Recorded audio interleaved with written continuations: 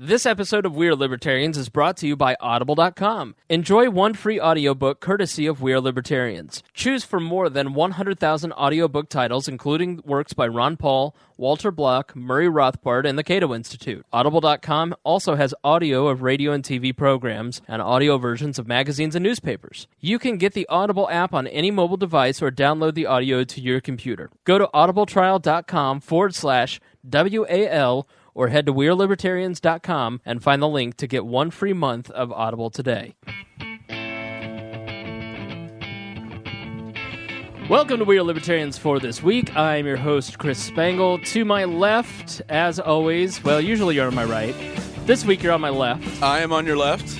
Hello, Greg. How are you? Christopher, how are you? I am, I've calmed down since last Thursday. Thank God. I was going to figure that Aunt Donna sent you a few messages of which she was not approving of ratting her out.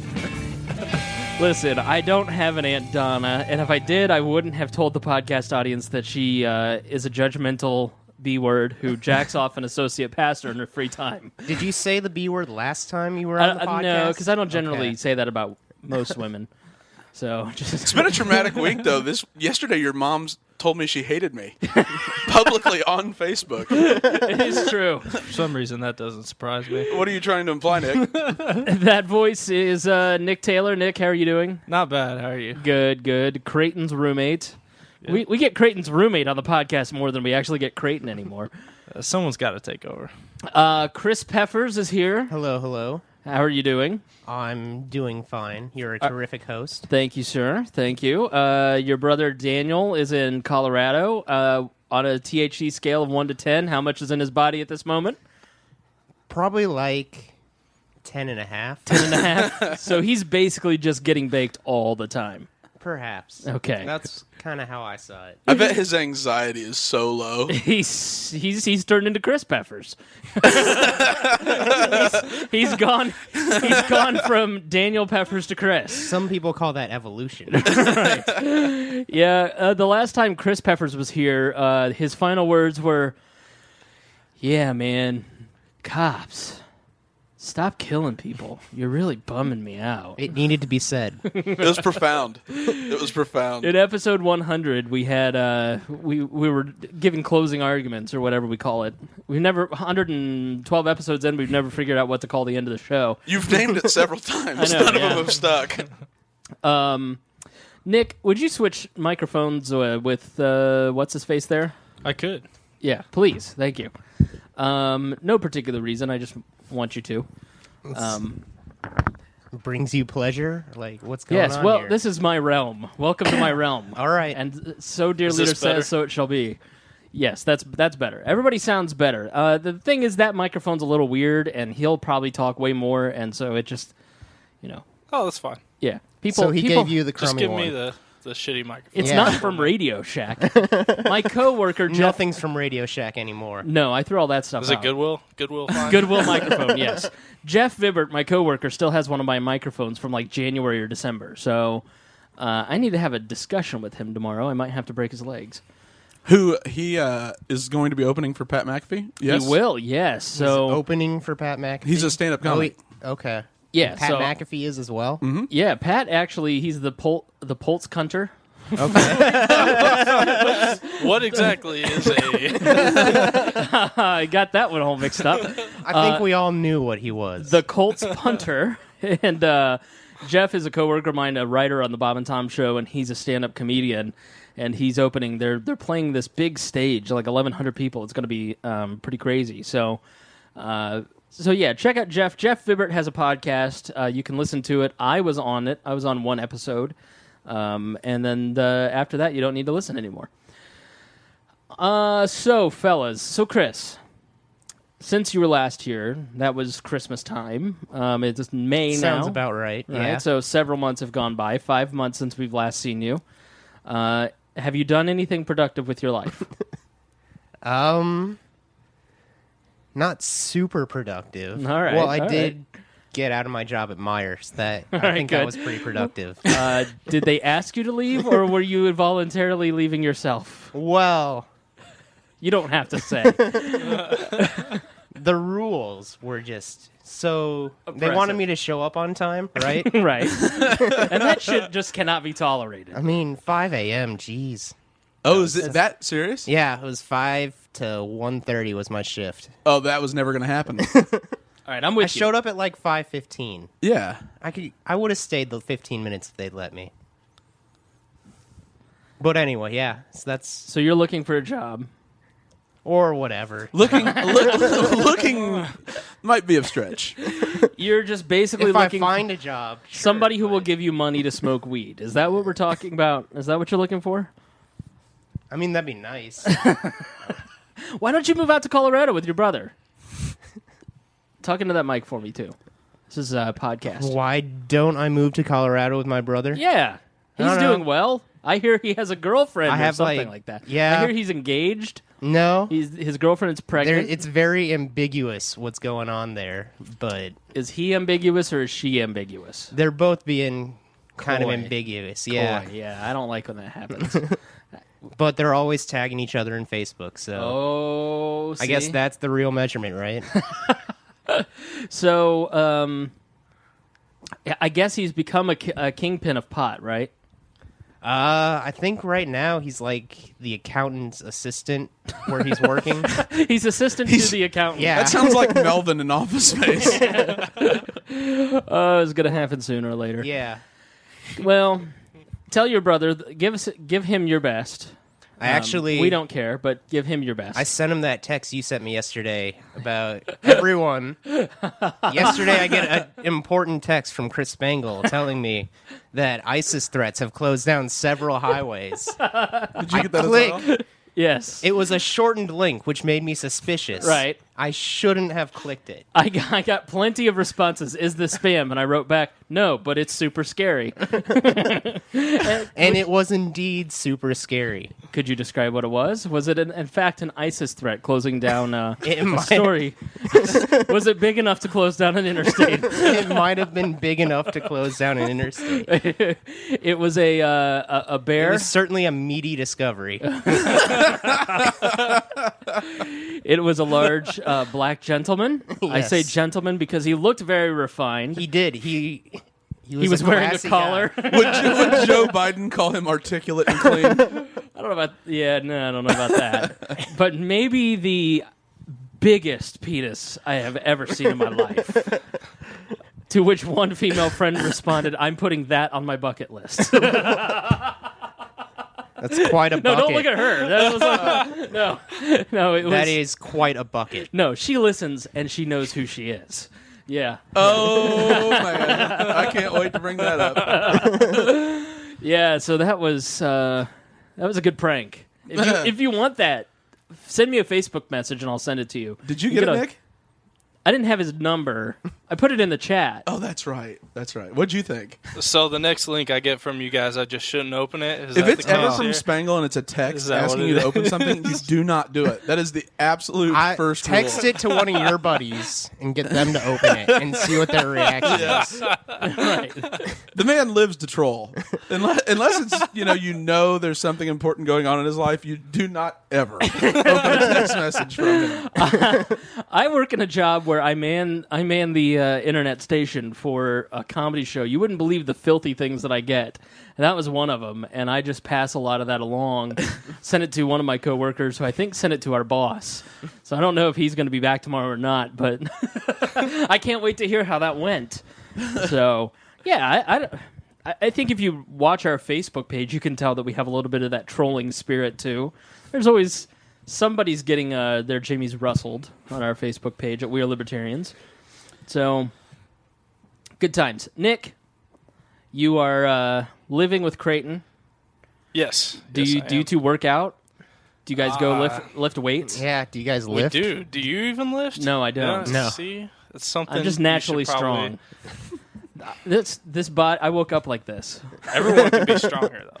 Everyone could be stronger, but not if you're the strongest man in the world. Would you like to fight? Greg, fight him. Sometimes the heaviest things we carry are our feels. This is very true. Oh, does Creighton take smelly bowel movements. I don't know. I want to ask the embarrassing questions that I want to ask. I'm not going to bring up. I asked those before. You should not do those. No. Those are not relevant. I don't know if we can talk about that thing, but we won't talk about the specific thing that that thing. But Wait, which thing? the thing, Oh, okay. The trigger. So the shocking thing that we talked about. You know what's so funny is like I had heard you and Creighton talk about this kid forever. Like and you were on the show before I was ever even a part of this. And We can't say what episode, but you may be able to figure it out if you've listened to all 112 now. And but then I met you and your girlfriend that night at Liberty Karaoke, that event that Creighton put on, which was a fun time. That the African American cowboy with the pink rhinestones. That was interesting. Yeah. And I actually saw that guy again What? after that. It was You did? down here, actually right around the corner. At DC's? No, Mucky Duck. Mucky Duck. Oh yeah, that's Yeah. right around the corner from Yeah, me. they had a karaoke competition that my buddy was singing in, and Nice. So you Yeah. frequent the circuit? no, not really. Please tell me My there's buddy- a circuit. There actually is. There is kind Oh, of wow. actually. Yeah. How do I get on You can that? win a lot of money doing that if you're a really good singer. Oh, I can kill it on Dream On. My buddy has won like $1,000 before. I Yeah, think. that's Yeah. about right. Yeah, Holy crap! yeah. And all you got to do is show up and sing and drink. Yeah, Nice. it's a good time. That was a fun time. Creighton did. He did. What did he do? He did Wagon Wheel. Not the Darius Rucker version though. He was very adamant. It was good not version. Darius The good Rucker version. And then he did Why Don't You Ever Call Me by My Name? Did he do that by David Attenborough? Yep. And I think he did one. I mean, Creighton was, and keep in mind, there were only about 12 of us there for the Liberty event, and they had pretty much like kept this place open for us. Yeah. Thinking like, oh, this is affiliated with Rand Paul. This is going to be great turnout. Like 12 people that all know Creighton show up, and he's dominating the mic, Of course. doing the karaoke. He was trying to keep it alive, though. You know. Yeah. He's I think at one point he was doing his getting best tipsy. you never know. You sit around for 3 or 4 hours and have a few heavy IPAs. And I mean, he asked me specifically, and I think you were standing right there, and he goes, "Why doesn't Chris lift, man?" Did he really say that? total drunken moment, and I'm like, He does every time he comes over. Come He's on, like, bro. Every time he comes over, Bro, he does. let's go. He's like, bro. You can Let's come. just go to the gym right after this podcast. You and Nick and I, we can go to Anytime Fitness. It's open at any time. We can start lifting. We can bro down. You get swole. I'm like, yeah, that sounds great. Great. Yeah. We could totally shotgun a beer right after we get out. and then listen to some American music. Yeah. He is getting huge though. His arms, he's starting to get massive. But I guess when you're dating the prom queen of Liberty, Whitney Davis, you got to look good. Have you met Whitney in person? I have a couple times, yeah. Yeah? What is it she's like? been What's in she town. like? Does she sound She seems nice enough. We honestly haven't spent that much time. No. I mean, Is she I was too good working to and talk to going you? to school, and Creighton was going to school the whole time. Yeah, I think she was probably just too cool to hang out. Yeah, that's what it is. Those famous When you're that libertarians. famous. Yeah. Julie Borowski, she comes on the podcast and she just starts ordering me around. I'm like, listen, Yeah. I have 5,000 Facebook friends. I have hundreds of memes made of me. How many memes do you have? yeah. The only memes made of you, Julie, were made by the man who makes my memes. Exactly. And she doesn't ever give credit. She just like makes them like I will make fun of her. She'll make it as and then she like ignores me. And I'm like, That's weak, I man. was like, whatever. You're not even a libertarian. I'll tell you, the memes, like the Dear Leader stuff, has taken on a life of its own. It's a thing of beauty. It is. It's hilarious. Like, the memes single-handedly have turned me into, like, some sort of weird celebrity with my friends. Like, I went out to dinner with my friend Melissa Hubbard, and she's like, "You're so famous. You have so many memes made about you." That is a brilliant imitation of her. It is, yeah. Thank you. It's like, seriously, so famous. So, check out Melissa Hubbard's book, Spanking City Hall at Amazon. So, it's I'm mentioning it one time. Why else do you need to buy it? What other reason do you need? But really interesting story. We should have Melissa on here. I've been wanting to for years. Yeah. She'd love that. You'd love that, listener. You would. Melissa's a former dominatrix. And Melissa ran a dominatrix business and talks about her business and a little bit of behind-the-scenes stuff. And like I went through her history thoroughly at dinner. Generously. I was generous and thorough in my investigation of her BDSM We career. expect nothing less. When it comes to BDSM, I am generous and thorough, Chris. And when so she ended up getting shut down by City Hall and fought the mayor, and like the press conference where they were making an example of her, she showed up and like started trolling him. And then she went on to have the first Tea Party, like by name, where they dumped property tax bills in 2007 into the canal in Indianapolis. And just ignited this property tax. It's a crazy good story, and she is a crazy good, entertaining person to hang out with. So we'll have her on. We have a whole bunch of people that we need on. We've had James on again. Need to go talk to Phyllis Klosinski. Yeah, we got to Phyllis on. I know we have to have Brett Brittner on here soon. Brett's got something to talk about. I don't know. Do we? Yeah, we could always pretend that we were recording and just not turn it on. Listen, I've done that before. I'm aware.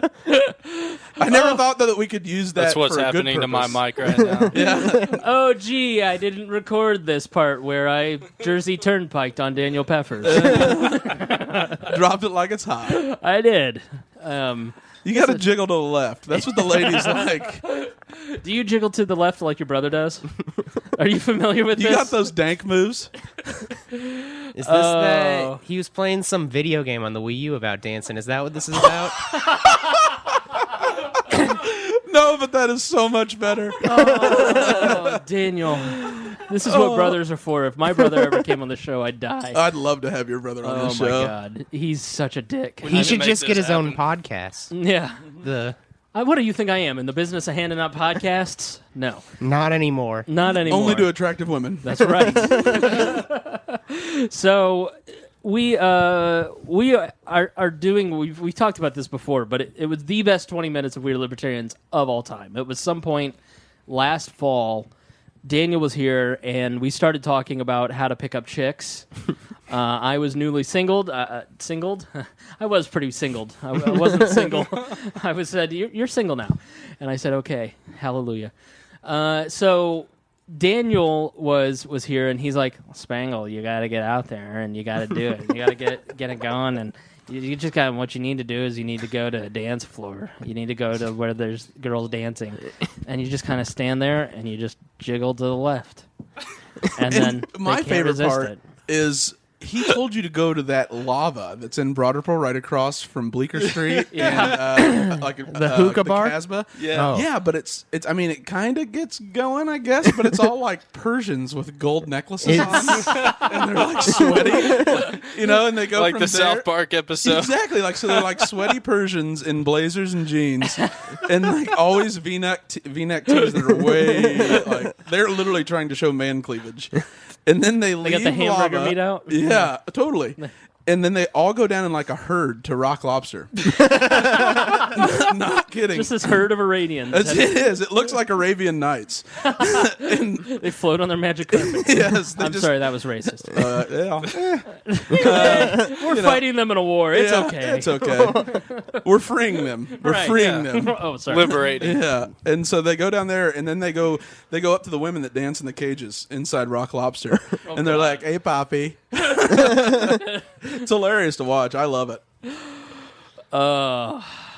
Anyway, I've just Rock Lobster has cage dances? yeah, there's those two cages that are they're really like wrought iron. They're not even like a real. This is cage. what I get for not really drinking. no. You can go and you can get in them too. Yeah? I'll throw some ones at you. Yeah, hey, you were talking about me doing Uber for money. Yeah, Rock Lobster. that's what I'm gonna do. There you go. For I'm ones. not gonna Uber. I'm gonna sell my ass. Yeah. So there are tens and tens of women who might want to watch me dance in a cage. So I don't know about women, but I'll pay 100. wall fundraiser. All right, so should we've met our 20-minute requirement of bullcrap. Mm-hmm. Should we get on to some topics? I feel like we should. Did anyone? I didn't realize there was news. You ask this Is there stuff going on in the world? You ask this every time, Greg. I know and the you don't answer is prepare. always Show notes? no. Yeah, you never prepare. But ask it anyways. It's become a tradition. Did Nick or Chris read the show notes? I did, actually. I did not. I have never... I didn't realize we had show notes. Every time I've been on this, people have been like, oh, this is what we're talking about. Chris, we are trying to raise the standards of We Are Libertarians. So you have to read the show notes before you come on. My knowledge is very I don't- reactionary. I don't have to. But I have all the microphones, so that's why I don't have to. No, we had like the little chat, and Greg sent out prepared notes, and Oh, it's yeah. chat. But we're not. Didn't you guys take me out of chat? We did. We removed you and your brother from chat and started a new one. It's not that we don't love you two. It's just that you two weren't contributing, and but it's not like it was a liability issue because you two would never remember what was said in there in the first place. No, Chris would contribute, but it'd be like at 4:30 a.m. on a Wednesday. It'd be one meme, and then and then he'd be gone. For a month. Right. Every month we'd get a meme and a ha-ha. Yeah. out of you. They were good ones, though. No. No? If you had read those after you posted it, like after the next 12 hours when you woke up, you'd have been like, I'm so disappointed in myself. When you were I don't think I would. I've never been disappointed in myself. Really? That could be part of the problem. Every day I wake up and I look in the mirror and I say, I am so disappointed in you. And that's how I have achieved the great successes that I have, like hosting a libertarian podcast. Yeah, and you got to get up and work every day. Idiot. With your money and your own place. Free yourself, slave. Oh, God. See, we don't, but Chris, like when we invite you on, we don't expect you, like, you add humor to it. Not because we laugh at you, we laugh with you. No, the only difference between being laughed at and laughed with is if you're laughing, Chris. Remember that. Why did I just have a fucking Galt? I just had a Galt flashback, man. It sounded like something Galt would say. It's like Reddit for your ears. Oh, man. Fluoride warning. Here come the Twin Towers. Yeah. Did you know jet fuel can't melt steel beams? Jet fuel can't melt steel beams. That is I a was Rosie surprised O'Donnell he fact. liked your chemtrails comment. Yeah, you posted at the Indy 500. Yeah. They had these skywriters, and it was like little puffs of smoke that spelled out words. And I forget what I said, but it was like chemtrails have become self-actualized, and or chemtrails are starting to talk, or something along those lines. And Galt liked it. I mean, Galt was the first person who ever told me about chemtrails, and he wasn't saying it as a joke. Like, he was dead serious. I still don't know what they are. I don't either. I think it's like chemicals from That's when any you look idea? up in the sky and you see a plane with the Right. white smoke behind it. That's supposed to be bad stuff that they're dropping Right, on like us. poison or something. It's mind control. Yeah, They're See, crop dusting which- citizens. yeah. Which Exactly. they've already got the fluoride to control our minds, so I don't know why they need chemtrails. I'm just saying, the fact that none of us know what chemtrails are means that chemtrails are happening. I think non-GMO food products are mind control, personally. Specifically Lara bars. Do not talk shit about I have Lara to agree. I know. Oh, man. If you mention smoothies and Lara bars and you talk shit about them, you will be a dead man. I'm just saying. Chris, vegan, non-GMO, farm-raised vegetable shakes. That's the appropriate terminology. Anything else, exposes your cis privilege. No, Right. wasn't there something wrong with shake too? Yeah, that's misogynistic. Right. That's right. Yeah. Oh yeah. Yeah. Well, any adjective is triggering. So try Good luck. never know. ever to use verbs, adjectives, nouns. They all just trigger. Listen, we live in a rape Someone's culture. gonna hate you. So National Review last week wrote an article about they discovered that minorities, if they're in a room with all white people and it's just they're the only minority individual, that is a microaggression. Simply walking into a room with all white people. And that was the most common response on the poll. Like they did a blind poll or survey of 2,000 students at various Big Ten universities, and that was the finding, is that they feel most aggressed against just walking into a room of white people. To me, that's So would it be better if we just covered our face with makeup? There was a time for that in American history. As long as you were singing, it was Only just fine. if you're playing Othello. Mammy, I want to go down the river. That's our Al Jolson hunk. You better get Harry over here quick. We're gonna need some coverage. Harry, We need insurance. Yep. Quick. Racism insurance, come here right now.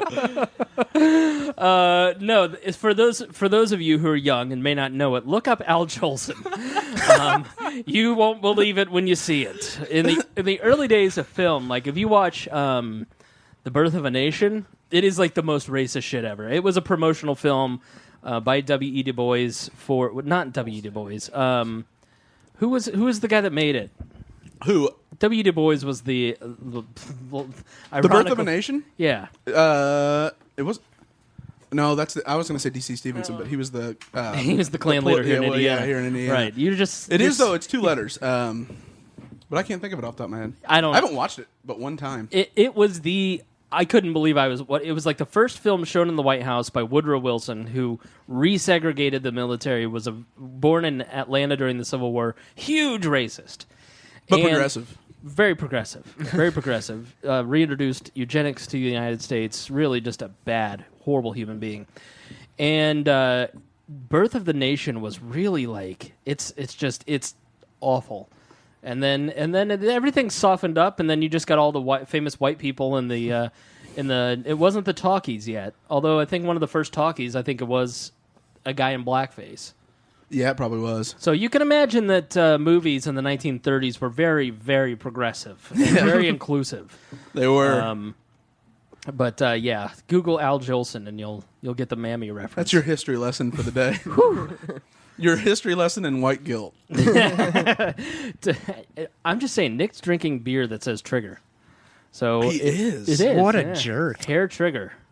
Oh, that's pretty ironic and esoteric beer too. Well, it's ultimately ironic. He was drinking that before anybody ever heard of it. He started drinking that before they had even thought of it. I think it's called mead even. It's not even beer. You can't start making the hipster jokes before I even get back into it. You go to pee and you're left defenseless, that's when we're going to kick you, okay? We only kick people while they're down here. Because we are weak and defenseless ourselves. That's why we're libertarians. Everyone heard him say, gosh damn it, too, right? Really? Do you think Jesus listens to this podcast? You got another thing coming, boy. I'm probably already going to hell, aren't I? He's white. I could call him boy. That's Stop true. looking at me like that. I'm on high alert since you asked Harry to get the door. Ever since that moment, Listen, Harry was directly across from me. Somebody was at the door. I think it was pizza or something. Gina, but Gina works. was here, and There you go. You ignored the woman too. I just was presumed since she was a woman, she was bringing me food, and I looked at Harry without speaking, and I just motioned, "Can you please go get the door?" And then there was You're like, boy. I did not snap. Harry is a dear, dear friend. I have a black friend. I can't be racist. Every week I'm accused of racism here, but yet, and will continue to be when you ask people to Google Al Jolson.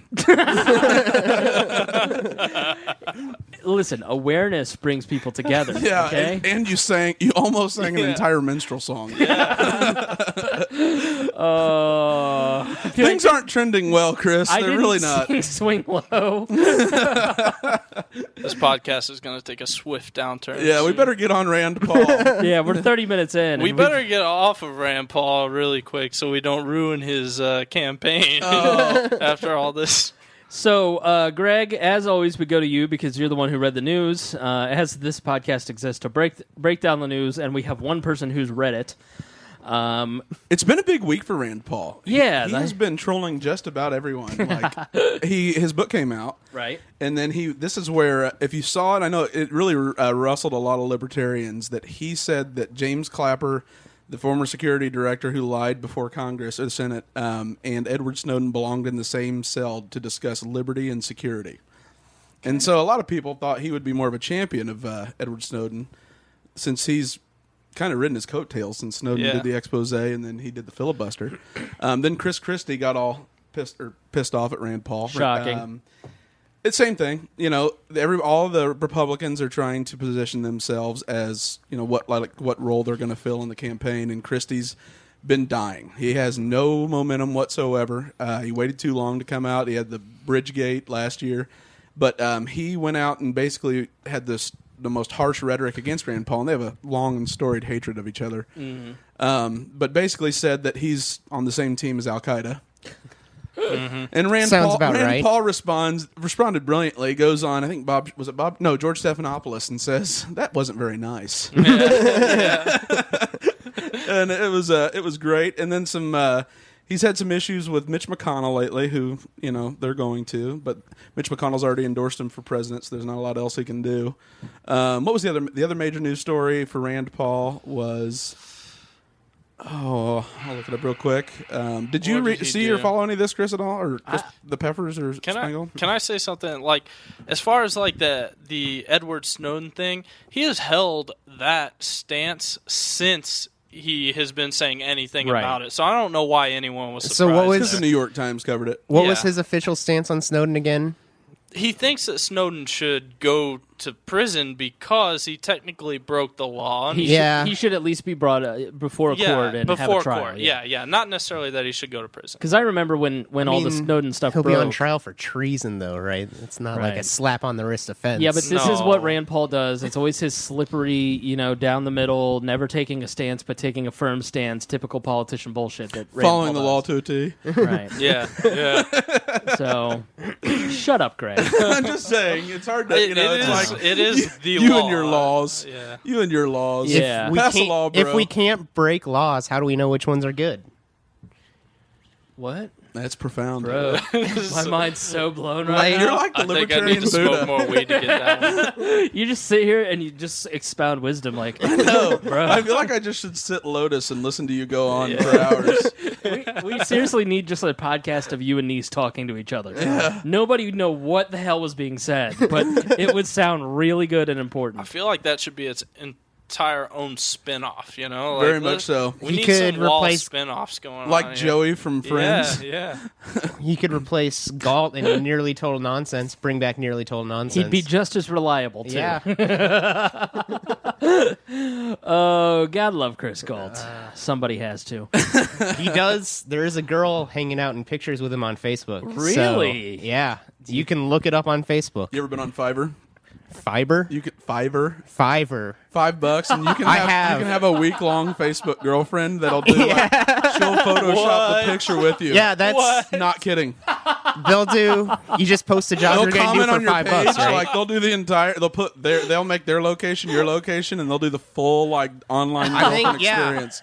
I checked out Fiverr like 3 years ago, and I think there was a lot of that going Oh, on. and it's hugely popular. Like I've wanted to do it for friends, like whose girlfriends I'm not crazy about. And see if they would do it. Do they rhyme with Amir? No. It's for buddies that don't check Facebook very often, but their Facebook very often, but their girlfriends are on it constantly, and they're kind of awful.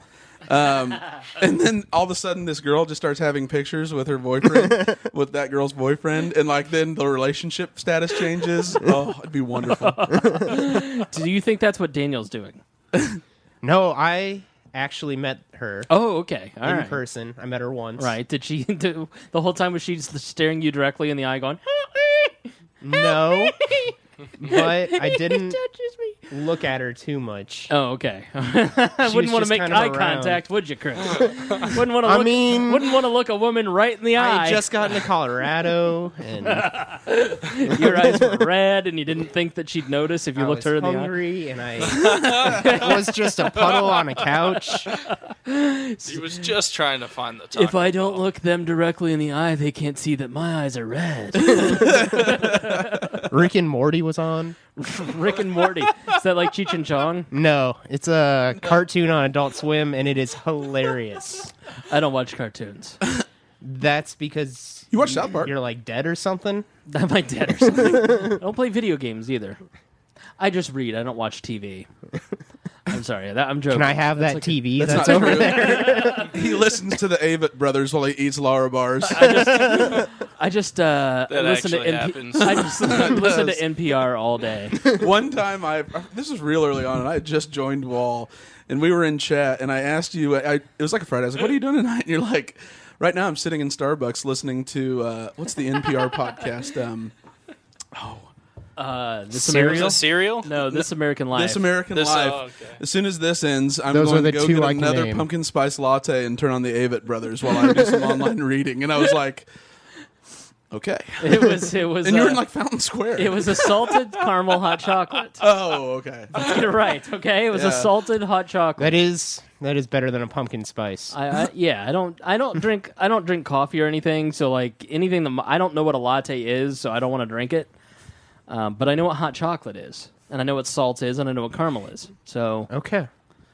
I'm sorry, am I coming across like I'm mean or something? No. Like you're like, okay, just give him what he wants. Make him stop talking. Maybe he'll quit yelling at me. No, I just Don't make me talk about your Aunt Donna. Can you imagine like if she's so mean. if you have an Aunt Donna and you listen to last week's episode, Oh, man. and like all you can think about is your poor sweet Aunt Donna, or So maybe triggered. maybe your Aunt Donna's a whore, and you're like, maybe she actually did that. So how else is she gonna steal the collection plate? Associate pastor's back there counting the tape for the week. It's an inside job. Listen, I need to talk to you for a second. I have a problem. Why is the associate pastor Lindsey Graham? That was Aunt Donna, whose real name is Mercedes, and she works at Dancers, where she caught a bad meth habit. She caught a meth Was addict. that the other big piece of news you were looking for? No, the other Lindsey Graham eye roll. Yeah, I know. No, the other big piece of news was, well, he was on Jon Stewart. And Jon was Stewart good. asked him if he shouldn't sell to gay people, or like, the riff yeah, issue. yeah. He did a nice job and was actually able to do the best spin job ever and turn it into a privacy issue. Yeah. It's pretty incredible to watch. What did it? So let's break that down first. What exactly was asked and what was said? Sure, I'll read it for you. So he appeared on Jon Stewart. That was 2 nights ago, correct? Yeah, it wasn't. Yeah. Yeah, so Jon Stewart says, it seems like gay marriage looms a lot larger in the minds of certain conservatives than it does in the Bible. And the only thing I would say is, don't they sell cakes to sinners all the time and adulterers? And then Rand Paul responded that there is the right to be despicable. That's what the First Amendment guarantees. And while he didn't agree with the Ground Zero Mosque, he supports its right to be built. But then Jon Stewart tried to swing the conversation. You can't equate a mosque with the KKK or gay marriage with the KKK. And then Rand Paul, there's no more transcript of that. Or no, Rand Paul says, what I'm saying is, I think you can personally object to things that the law will allow. And it doesn't mean that we all have to say or to say that we will all accept everyone else's beliefs on everything else. But you have to live with them and tolerate them. Right. And there's Which is very libertarian. No, and exactly. And there's this weird, and it should be conservative, and it should be liberal. It should be the American way. Yeah. I mean, talk about what Mitch Daniels has done this week at Purdue. Oh, Yeah. that was awesome. I know. Mitch Daniels says, you have no such right to offend. And living in a free speech society means that you are going to be offended and you should just grow up and deal with it. Yeah. Which is so great because millennials, or not even millennials, the people that are in college right now, which I guess are still millennials. Is that right? Yes. Yeah, for the most part. Okay. They're leaving, yeah. Yeah, there's just leaving college. And it's not so much because we are the kind of the first ones, Spangle and I, our age group, and maybe a couple years older, all the way down to the 22-year-olds right now. So many at the 22, 23, 24 especially, they just feel like the right to be offended is granted in the Bill of Rights. You are to leave your house every day with the guarantee that you will return home safe and unharmed, and you are able to exist in a state of being unoffended. Mm-hmm. So nothing can be offensive, which means that everything is offensive. Exactly. Because it's all symbolism. Right. I think it's funny because I feel like this was kind of partially started by like the Christian right, back in the day, fighting gay marriage. What if my kid sees a gay married couple and then they think they want to be gay? Totally. Yeah. Will they be infected by it? And now you have the religious right is like, hey, they shouldn't be offended by my religious beliefs. What about the First Amendment? Exactly. I mean, totally flipped the script. Yeah, Tipper and Al Gore in the 90s. Tipper Gore's big project was getting if you've ever seen the parental guidance labels on CDs, she's the reason that those are on there. Got a bunch of, like, Sandy Patty and a bunch of other artists to put those on there. So that when your kids bring home Dookie by Green Day, that there's going to be offensive words. I had to take that stuff back to Walmart. There might be. I was not allowed to buy Smells Like Teen Spirit because that was on there. It had no one cared that it was a child's penis weak. swimming. There was a parental guidance advisory on the cover. And so it started then, and then back in the 90s, and then culminating with the Janet Jackson boob. I mean, I work in an industry that the FCC, the whole point of the FCC was to regulate bandwidth and basically make sure that if 94.7, the station that we're on in Indianapolis, that another station doesn't screw with their signal, and that there's an equal access to... Now, equal access to the airwaves ended up being pay the federal government a ton of money for the limited amount of positions on the dial. Yep. And then That's called extortion by most industries. And then in because of the 7 deadly words with Carlin, if you go back and read about that affair with the 7 words you can't say on radio. What year? When was that? That was in the 70s? early 70s. Okay, I wasn't sure. Around, people started playing Lenny Bruce records on the radio, and then started playing Carlin records on the radio, and it just it got out of control. This is not up to community standards. This is public indecency. We've got to do something about this. So then the FCC started regulating language, what you can and can't say on the radio, culminating with the 7 deadly words with there was a bit on Class Clown by George Carlin outlining 7 words you can't say on the radio. Like shit, fuck, piss, cunt. Cocksucker. Cocksucker was one of them. I think he had like fuck and motherfucker. Yeah. Didn't he? Yeah, something like that. But you can look it up if you want.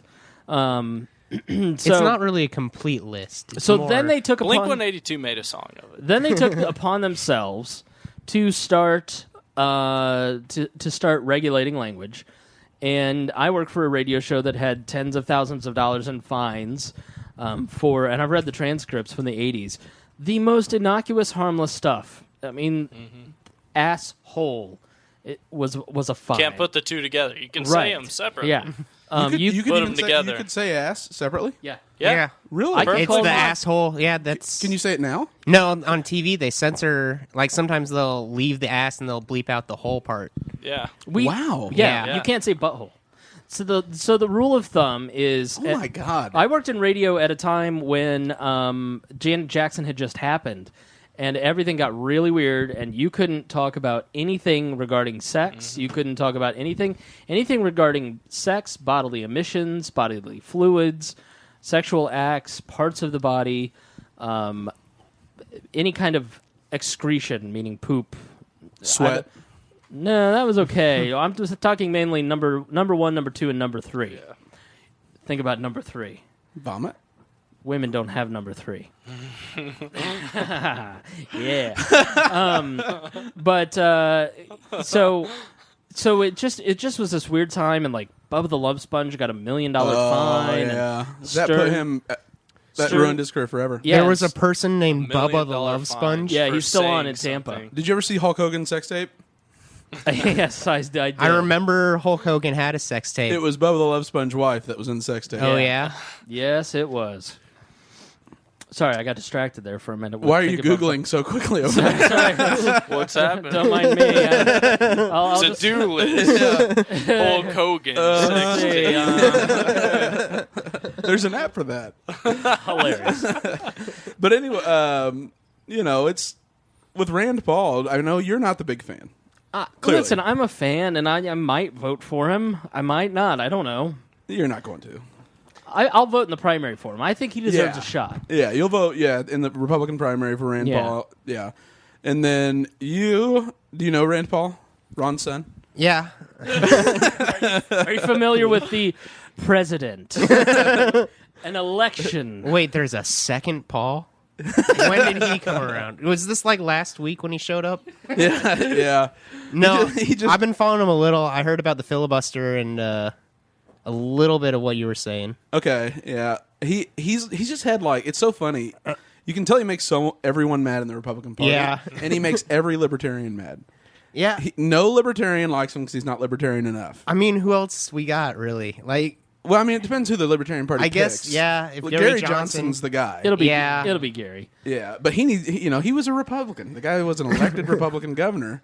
But If you ask Creighton, Rand Paul is more libertarian than Gary Johnson. Bullshit. And I think he's got a really good argument for it, honestly, as far as foreign policy and everything goes. Gary's got some issues on foreign policy. He does. He's got some democracy building in him. He the extent of what he said is basically stopping genocide type stuff. So, which I'm not going to say that a libertarian that says we need to use the military to stop genocide is any less or more libertarian than a guy who really kind of doesn't want to stop foreign aid and really kind of doesn't want to stop our military programs, but who makes the I don't know. I don't know what Rand Paul believes in foreign policy because he's so protecting key strategic interests. So, being able to maintain. Those are big words. They are, but broad words. So, like the Suez Canal would be a strategic interest for Americans. Right. So that it would be of absolute importance to keep that So open. the guy who wants to save innocent lives is less libertarian than the guy who wants to protect oil. No, but he wants to go in without to simplify. No, this country needs a lot of oil against the United States. Exactly. So right now, because of who has control of the Suez Canal, if you were to attack it, that would be an aggression against the United States. If you go and slaughter 2 million people in the Sudan, if you're going to follow voluntarism to its logical conclusion, you have no role and you have no reason to be involved in that. The point is, though, that gets missed is that what right does the United States have to be in control of the Suez Canal, given we don't have any citizens that aren't artificially placed there, True. And most military bases we consider U.S. soil that just exist in the middle of a country. Nationalism. So it's a property rights issue. But if governments get to declare property rights, every base we've built has been. It's not like we've gone into Germany and we're taking this land. We've been invited everywhere we have a base. And no doubt. I mean, Indiana. Indian. That's what we do. We're going to build you a very nice place and give you a monthly, listen, subsidy. Hey, we're going to give you these towels. They're going to make you really sick. But in 200 years, you're going to get a casino, and it'll be honestly, though, our military has benefited most of the countries that it has gone to. In all honesty, it's benefited everyone but us. Well, yeah, the Ukrainians are kind of left out to dry. Because, and that kind of digs into the Middle East because then you have Syria because we do that. Yeah. That's the problem is that it's just the one ripples all the way through the rest of foreign relations. And it's so that really is the problem with our foreign policy is everything becomes so entangled. And once you start getting involved over there, everything is connected. So one country comes under fire, and then you have to defend your alliances on every side. You have to say, well, no, we can't intervene in Ukraine yet, but we're still on your side, we're still with you guys. And that's where it becomes really tricky. And when you were in the Air Force, where were you stationed? I was stationed in New Mexico the whole time. I didn't go anywhere, really. Okay. I was just out in New Mexico. It's still kind of a wasteland. Yeah, it was kind of like a third world country. That's not kind of a third world country. It's Gary Johnson was the governor of New Mexico. Where I was, sorry. From his throne in the arena. Where I was in New Mexico, he claimed the skulls Didn't engage the little No, I've actually had someone ask me, when I said I was stationed in New Mexico, someone from Indiana was like, oh, so that's like a different country, right? And I was like, was that millennial. Chris Peffers? Oh, millennial for sure. Yeah, definitely. Total millennial move. Definitely. What do you mean, Nebraska? Where is that at? Chris All my New Mexico friends will definitely jump on board here, though, when I say that they understand what I'm talking about when I say the third world country thing. But I was just kind of in the middle of nowhere. That's why So you never were deployed overseas? No, never deployed. None of that. Did you have any buddies that were? I had a lot of friends that had been deployed previously. Because I'm kind of always curious, if you're stationed in Germany, you're stationed in Japan, wherever it is that you actually are put. What is the reception as an American military member when you're not on base, when you're out engaging? It's $5, saki, you come now. It's really kind of mixed. And that was just in Arizona.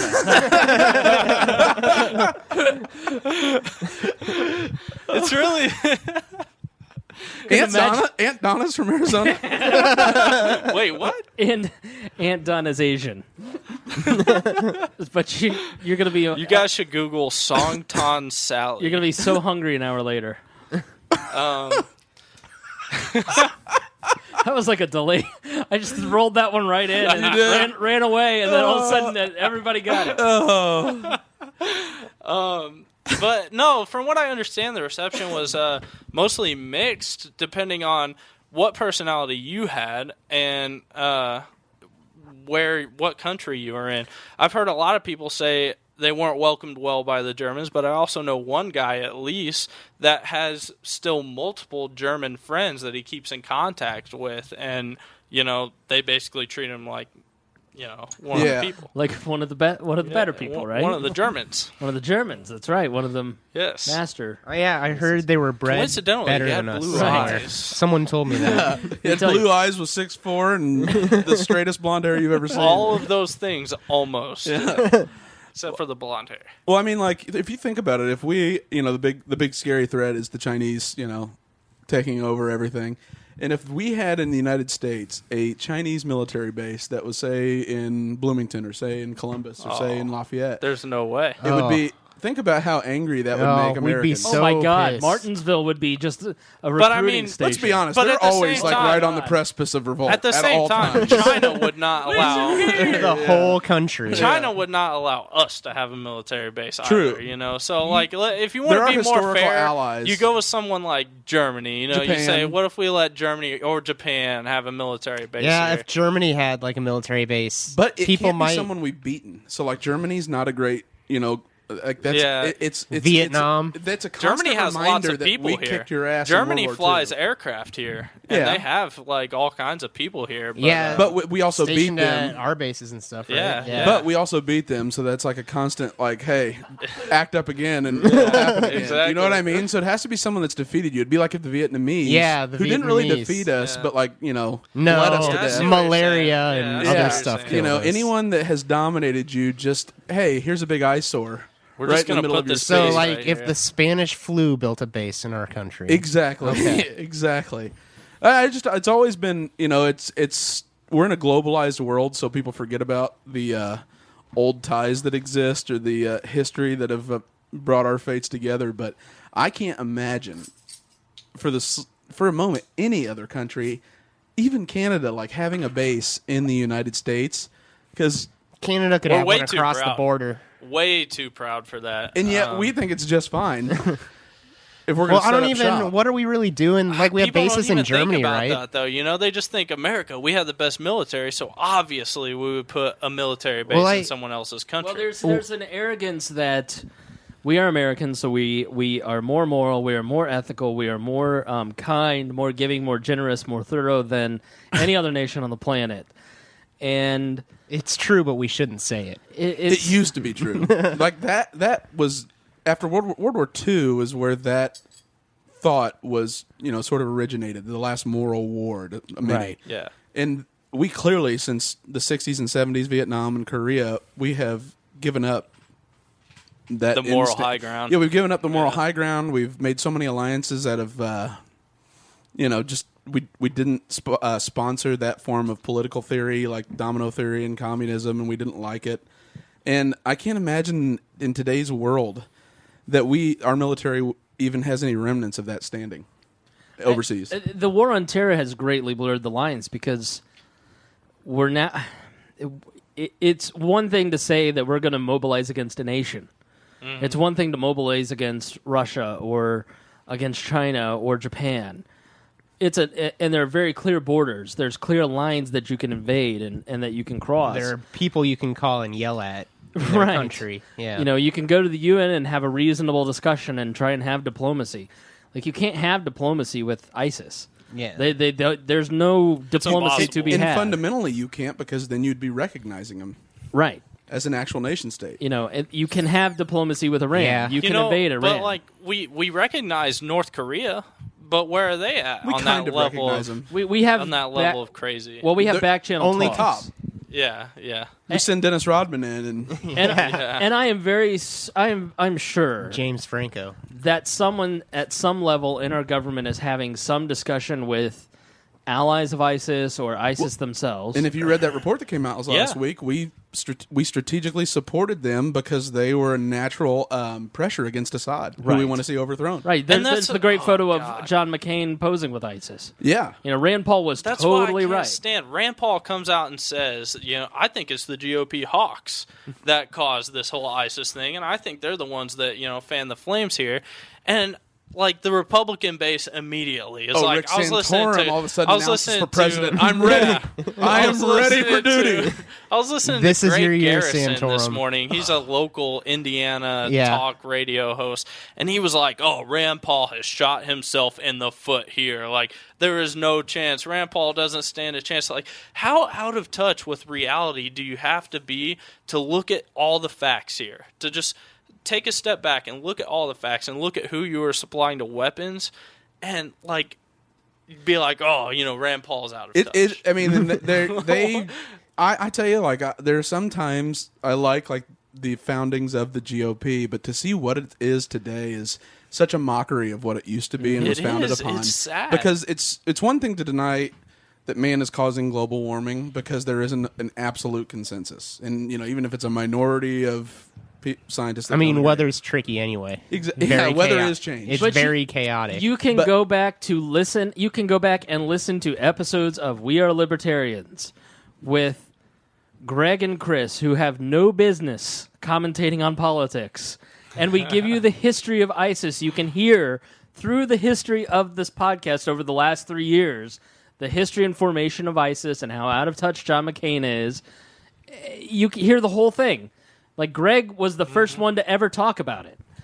I mean, he and Glenn Beck, so look at you, buddy. Yeah. But great. That's Insert Ron Paul, it's happening meme here. the evidence is so clear that two 30-year-olds in Indiana sitting there reading the internet and reading stories and looking at photos and videos can put this together, and you can go back and listen. You just have the to history. trace where they got their. I mean, where does the money come As from? soon as you Right. figure Find it out, every time. you know it's going to backfire. Every time. Every time. You Right. know it's going to backfire. And that's why the president announcing that I have a plan for Syria. We're going to back the moderate rebels. What? Yeah, the moderate rebels Yeah. in Syria. Oh, you mean the ones that just decided to, since you paid them more, left ISIS? Well, that'll work well. Yeah. I mean, So, it's just so like, how frustrating. long are I'm they going to be surprised. moderate? Honestly. They're not moderate. Exactly. They don't crucify people and put it They're on just Twitter. smiling our at the moment. America's definition of moderate is they don't want to kill Americans yet. Like that is the definition. of No, moderate. it's not our Like, time. But then again, like, we're talking in generalities. We're not talking about specifics and individuals. Like, that's the problem with war in the 21st century. Is that how do we identify the enemy? Is it are we going to just start killing people based on tweets? I mean, if that's the case, I've got a whole list of people that I'd like to start with. I honestly don't think it'll get to that point because I don't think we have the resources for it. I think right now. Oh, really? It's Have you almost been to No, Salt Lake really. City? No, I mean, if you're talking individual assassins and like bullets and types of things like that here in the United States, then yeah. But I think as far as our foreign policy goes, as far as how we enact that war, I mean, I think they continue targeting the high level guys like they have been, and But that's the thing is that doesn't do really any good except embolden and create resistance and build your next bag. It's almost- build your next. It's almost Osama like bin war Laden. almost never does any good. God damn, Chris Peffers. My God, you're Buddha. God, come here and let me rub your belly, big guy. I think you're You right, can- but you can at hit the the same beard. point, I do think there's a crippling factor. Like as far as like if we were to take out al-Baghdadi right now, We already did. We drone striked him. He's maimed and can't be caliph anymore. well, but he's not done for yet. I We think can't kill But him. he I think he by lost law, a leg he or can't- something, by their and we law, can't by kill Sharia him now? law, since he's unable to perform his duties and be amongst the people, he can't be the caliph anymore. Oh, really? yeah, Hold it's one on. of Bin Laden's second in command.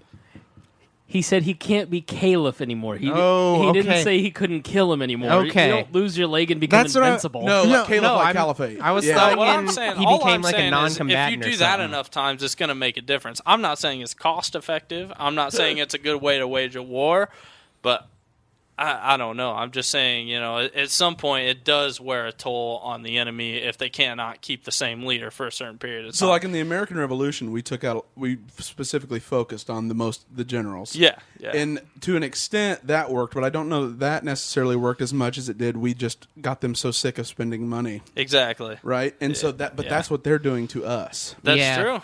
They're bleeding us, and that's always been a part of the plan. Yeah, I feel like a big group of people like that. Bin Laden said it back. That was what year? In 1989. 1989. Yeah, he goes, if you invite the Americans over here in Saudi Arabia, they will never leave. Yeah. And sure enough, we built a base. 3. Yeah, now we have. Yeah, that's right. Oh my God, I was so forgetting about that. Goddamn sick of these Iranians threatening our military bases with the location of their country. And that's a great meme. How dare the Russians intimidate our American bases located around their country? Think that's the most frustrating thing for Rand Paul, and that's the hard part of foreign policy and like statesmanship and diplomacy is there is never a good answer. It isn't like World War II. If with the whole we are going to go and we're going to fight a fair enemy. We're going to slam right up on your shores, and we're going to see, man to man who wins. That's not who we're fighting. There's no fair enemy anymore because the person we're fighting is an enemy of everybody. Exactly, and they've been able to seize control because where they're seizing control is of no strategic interest to anyone. In Iraq, we have the press secretary. Was it press secretary that came out 2 days ago and said, we want to support the Iraqi army, but they won't fight anybody because ISIS took Ramadi. And it's ISIS took Mosul, which is their main area, with 800 soldiers, and there were 20,000 Iraqi military members fighting them, and they lost to 800. To throw a little bit of perspective in here, I have heard from other military friends and other people that have been over there with the specific mission to train Iraqi nationals and everything, that their biggest frustration always was that their fear, basically, is what it came down to. They did not want to stand up and fight for themselves. If I fight them, I'm going to be beheaded. And what are they fighting for? I don't know if it was... is there... I don't know if it was that. Well, it could have been that, honestly.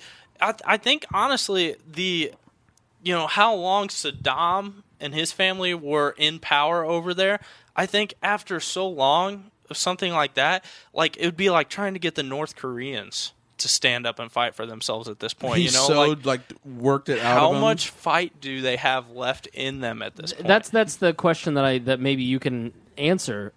What are they fighting for? I mean, there's the concept of Iraq is Sykes-Picot Treaty. Is Sykes-Picot? It's created by the West 100 years ago. In America during the American Revolution and during the French Revolution, there was a sense of pride. There was a sense of nationalism. There was a sense of these are rights. It was all still very young. It was right.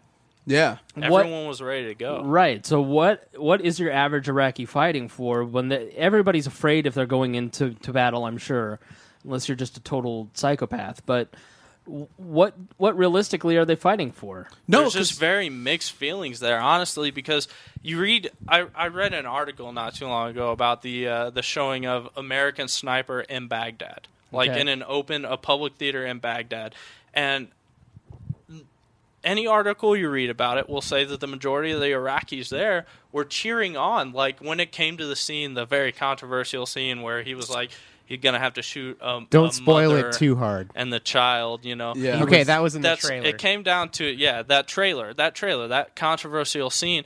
All the Iraqis were cheering. They were saying, "Shoot them! Shoot them! They're terrorists! Shoot them!" And so you have that view of the Iraqi people, but then you have, this other view where people come back and they say they're just defeated. They don't have any fight left in them. They don't want to fight. They just want to. They want to survive, is what it comes down to. They're just trying to survive. Exactly. They just want to be able to sell their product or to go to work or to go to the store. Yeah, without the chance of being bombed. And it's been so long since they've been able to see that. Maybe not since Sykes-Picot and us divvying up, because what really stoked it was we threw together Sunnis and Shias. Yeah. That's always been the issue. Saddam was a Shia, exactly, and they were a slight minority in Iraq, and so he slaughtered Sunnis that were rivals to power. Then everything looked like after we deposed Saddam, we'd bet the whole farm on al-Maliki, who was seen as a guy. I mean, the guy's Ivy League or Cambridge educated. He's smart as can be. He's on the Council of Foreign Relations. This is a guy that runs in elite circles. He's the prime minister, democratically elected of Iraq. Looks like he has a small coalition that's going to lead it and cause stability by going out to the tribal leaders in the more rural areas, even though they're Shia and he's a Sunni. Even though he's a Shia and they're Sunnis. And right before he's up for re-election, he sees that Al-Qaeda in Iraq, who became ISIS, is taking over and seizing power in rural areas. So what's he do? He orders the slaughter of Sunnis in every rural area. And this is a guy who is, he's Mitt Romney ordering that all these individuals be slaughtered because of their religion and their challenge to his power. Right. And there's no fixing that. Just because he's in a room so detached from it. Exactly. That's what makes it easy. Yeah. When you don't have to go out there and you don't have to do the slaughtering, it's way easier when you have the American military backing. Yeah. And that's what triggered the collapse of northern Iraq. And Al-Qaeda, like Jeb Bush, that was the other news story. Is Jeb Bush just got asked, well, when my brother was in power, ISIS didn't exist. Oh, yeah. Absolutely. There weren't any terrorists. No, we had al-Baghdadi, their former caliph, in prison, and he was finally let go because he wasn't a security threat. Good intelligence. And so he's let go. He joins Al-Qaeda in Iraq. AQI rises, morphs into ISIS. ISIS breaks from Al-Qaeda because they're too wild. It is just Jeb Bush lying through his teeth. But were they called ISIS back then? They were AQI, Al-Qaeda in Iraq. I think that's what he meant. But Al-Qaeda was like, no, that's not us. Yeah. That's crazy. They're the penguin to the Joker. Yeah. We don't want this rabid dog on our chain. They're chaotic evil, and we can't have that. Yeah, and they want to build countries. It's that because give you Al-Qaeda to hit. actually owned legitimate states before then, and they knew what it would take to They know how hard it is to do that again. Yeah. And yet, they continue to strategically take areas where they know it's not going to be. There's not going to be a lot of American backing, or it's just because those people are so oppressed, They are. all the time. You talk about ISIS fighting gives a them war in a stability. third world country. It's so hard for that reason, and why are we still dropping bombs on Yemen? Why are we still bombing Yemen when we have so much evidence that says it's counterproductive? because the Saudi Arabians are scared crapless. Yeah. Because Syria's ready to fall on the northeastern border, and Yemen's getting ready to go Iranian. Exactly. And all of a sudden, it's all Shia and Sunni all over again, and it's just dangerous because Rand Paul got crucified, not ISIS style, in the press, but because Do they he said, crucify people? I think the press does. Well, I meant ISIS. Oh no, they literally do. You Yeah, haven't seen that? I'm pretty sure they I have. knew They- about no, beheadings and burnings and No, stuff. they nail you to a cross and they put you up at the entrance of the village. They're just going with whatever. They go. How every they horrible death succeed sentence. It is is the most awful social media they can. Yeah. Right. So then they can get recruits because they're recruiting from every country in the world. It's the 21st century version of Genghis Khan, where Genghis Khan would slaughter entire villages, leave one person, and send them on to the next village and say, Genghis is coming. And we're about They to would just retreat. Yeah, and so the city would just fold. And his armies, because they used horses for the first time ever in history, were so quick that oftentimes they'd get there and just raise a village and rape and pillage before that other person would even get there. Yeah. And so they had this military strategic advantage in horses that no one had ever had, and it just terrified the entire plains of China. That's kind of funny to think about horses being the top of Yeah. they were military the modern technology. day, stealth bomber. Yeah. because it was on No, you before you could do anything. Totally. And so what is happening now, they are using social media. I mean, I work in radio, and half of the stuff that you hear is just theater of the mind. And half the stuff that you see on social media is theater of the mind. I mean, it's fiction. It's fiction. I'm not saying that ISIS is not truly... I mean, they're truly beheading people. Yeah. I mean, the atrocities are real, but they also package it in a way that They appear- amplifies the effect. And they appear bigger than they are. Exactly. And so what is happening is it's the modern day Genghis Khan effect, and it is it's frightening. And here's the scary thought as I'm just sitting here listening to this. How do the Iraqis, do the Syrians, do these countries that have had these strong men that have kept them in power, who have been in power but have kept some stability, I guess. You know, they definitely operate through fear. Saddam Hussein operated through fear. You didn't have freedom. You didn't have liberty. But you didn't have ISIS. Yeah. You know, your individual security, you were afraid of your government, but you could go to work and be okay.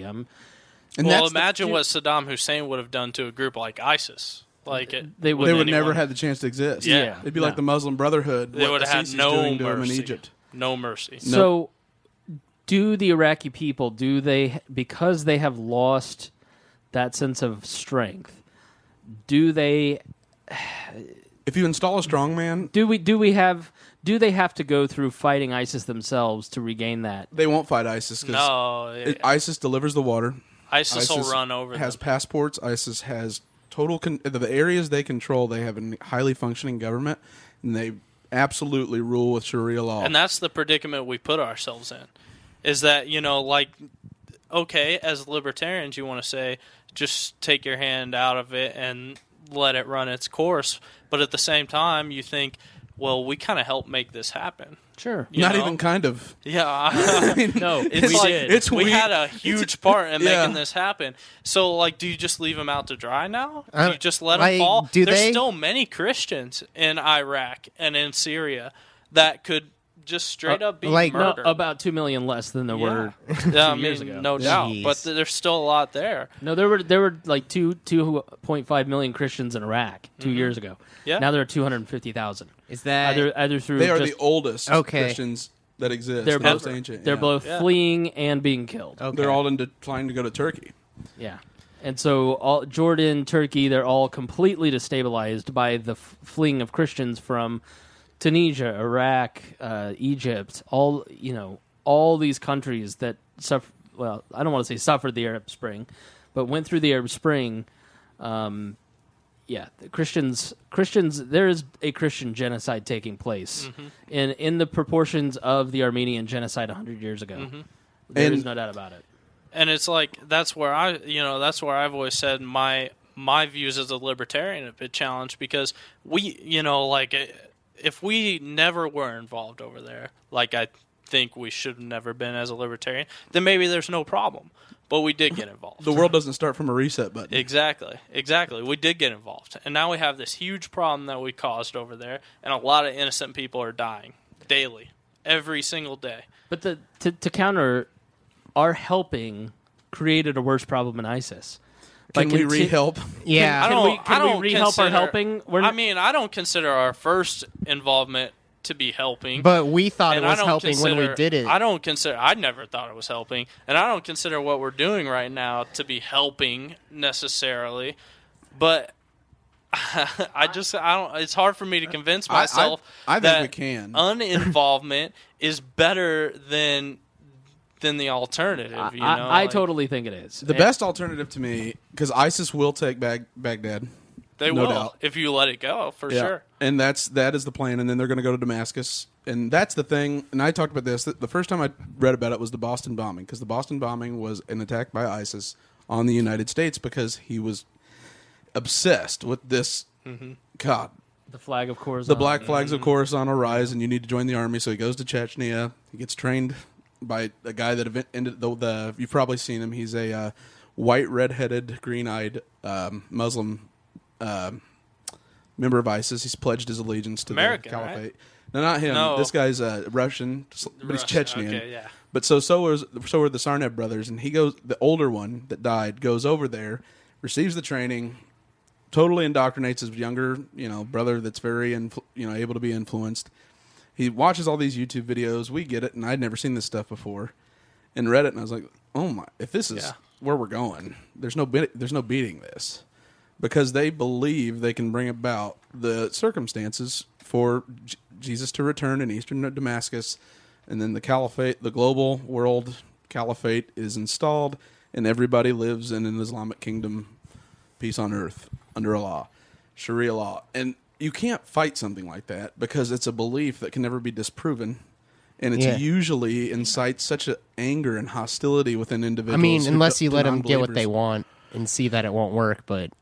Except wants then to they've do- won. By Yeah, that time, who wants it's to do game that? over. who can overthrow them at that Yeah, point? exactly. Right? That time it's game over. And so if that's who you're fighting, and that's what Al-Qaeda understood about ISIS, and the reason that really bothered them, and there was a split, was because they actually believe that Jesus Christ is going to arrive in East Damascus, and that will be when the Mahdi, who's already here, will come about, and we will have global Islamic dominance again, the return of the caliphate. And you can't reason with that. You can't go to the United Nations and say, listen, and that is keep Jesus quiet, and then in exchange, we won't put a military base, in Turkey. Like, you can't. And that's what I think a lot of things libertarians are unwilling to face, that is an actual belief.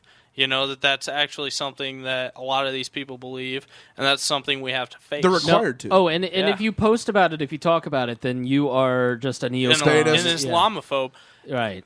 I totally agree most of the time with the people that accuse other people of being Islamophobe. I don't think right now it is a threat to the United States of America. I don't think the United States of America is going to fall to ISIS or Islam anytime soon.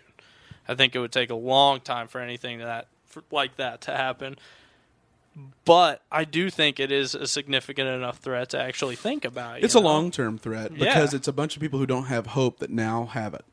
That's what's dangerous. Is in the Sunnis in northern Iraq and in Syria, where a government's falling, and does it matter if Assad falls?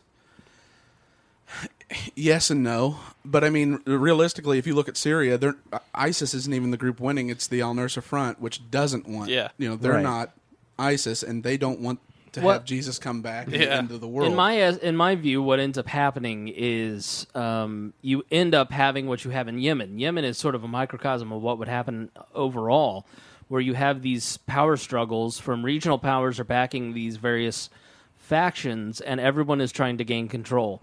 And so within ISIS, it is a fairly chaotic organization, and it can't withstand. It really, it grows and grows and grows. And obviously, anytime that you are trying to nation build, anytime you are a group that is pillaging and gaining more resources, then you become stronger and stronger. But there doesn't seem. I mean, is there a central authority? Because I don't get the sense that there is.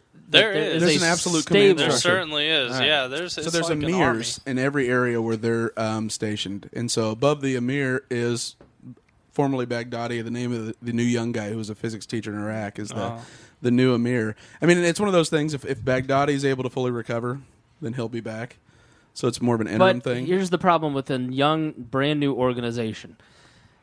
You can believe that these people are all in on a certain ideology, and that certainly is the case, but it is not entrenched bureaucracy like the Vatican, for instance, and so you're going to have a ton of power struggle. Go back to the founding of the religion with Muhammad. Muhammad dies, and then you split off into two groups. That is just the nature of organizations of these factions. You're going to have an organization that will grow too large, too fast, over too broad of an area. They will not be able to effectively do what they'd like to do, which is feed the people, give people bread, give people water, give people security.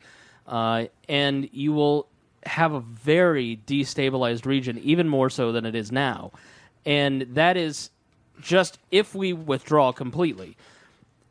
If we withdraw Iran, you're also going to have Jordan, you're going to have Saudi Arabia, you're going to have Israel, you're going to have Iran, Pakistan, all these existing countries that are stable, trying to influence these groups and cause these That fights. misses the one thing of why we'll always be involved.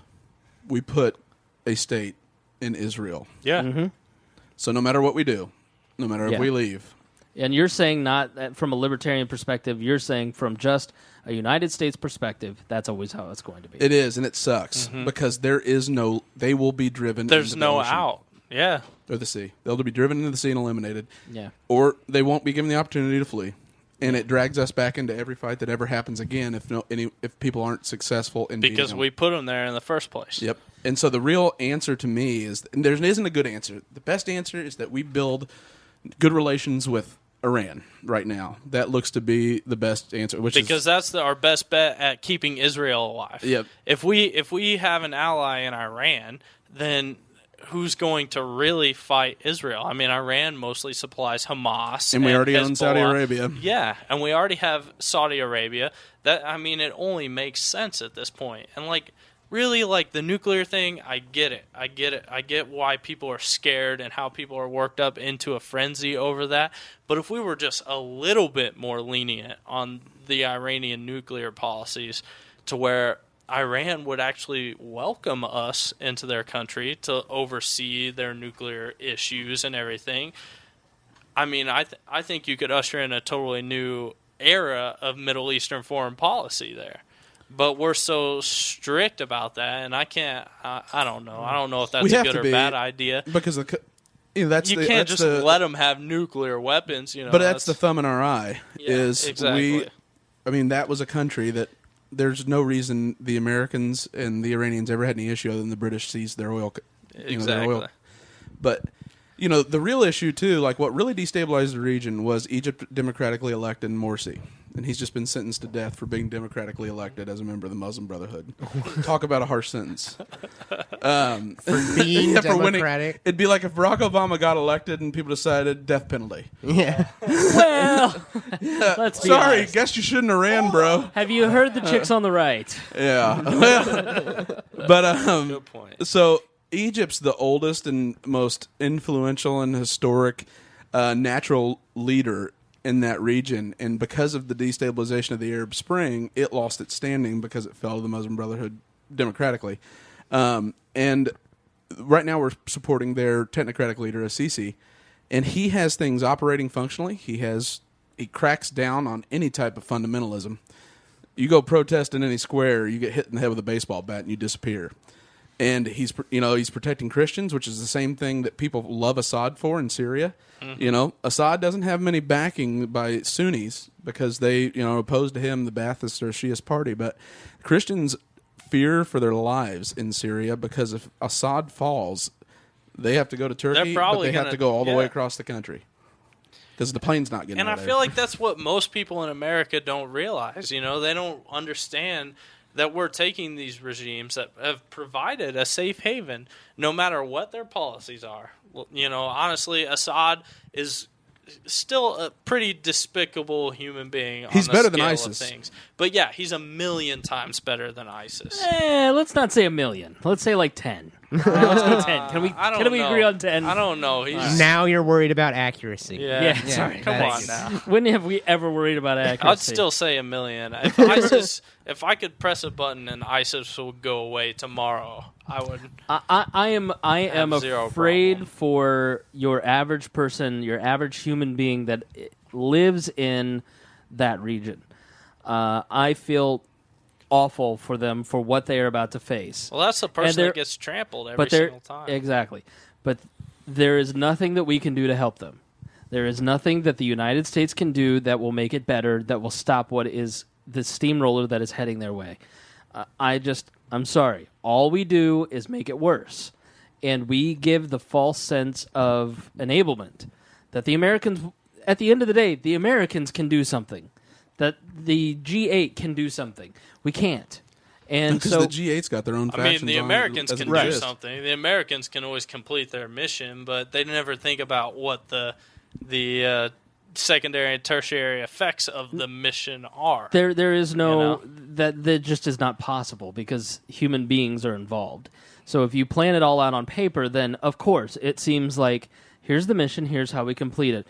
But human beings are involved. Very many other factors are involved. There is no way to complete the mission. The mission will never be complete. And so the risk is that you pull out completely, and the best case scenario is what I laid out, where ISIS collapses in on itself because of warring factions internally. That is bared out by just the very nature of how the entire Middle East has functioned in its history. It's very tribal. It is not. It is knitted together through a common language and a common religion, but politically, it is not knitted together. We have done that in the West. I think social media and the fact that pretty much the entire Middle East is a third world country now, I think those two factors change that. I think the Middle East could unite in a way that is unprecedented. Yep.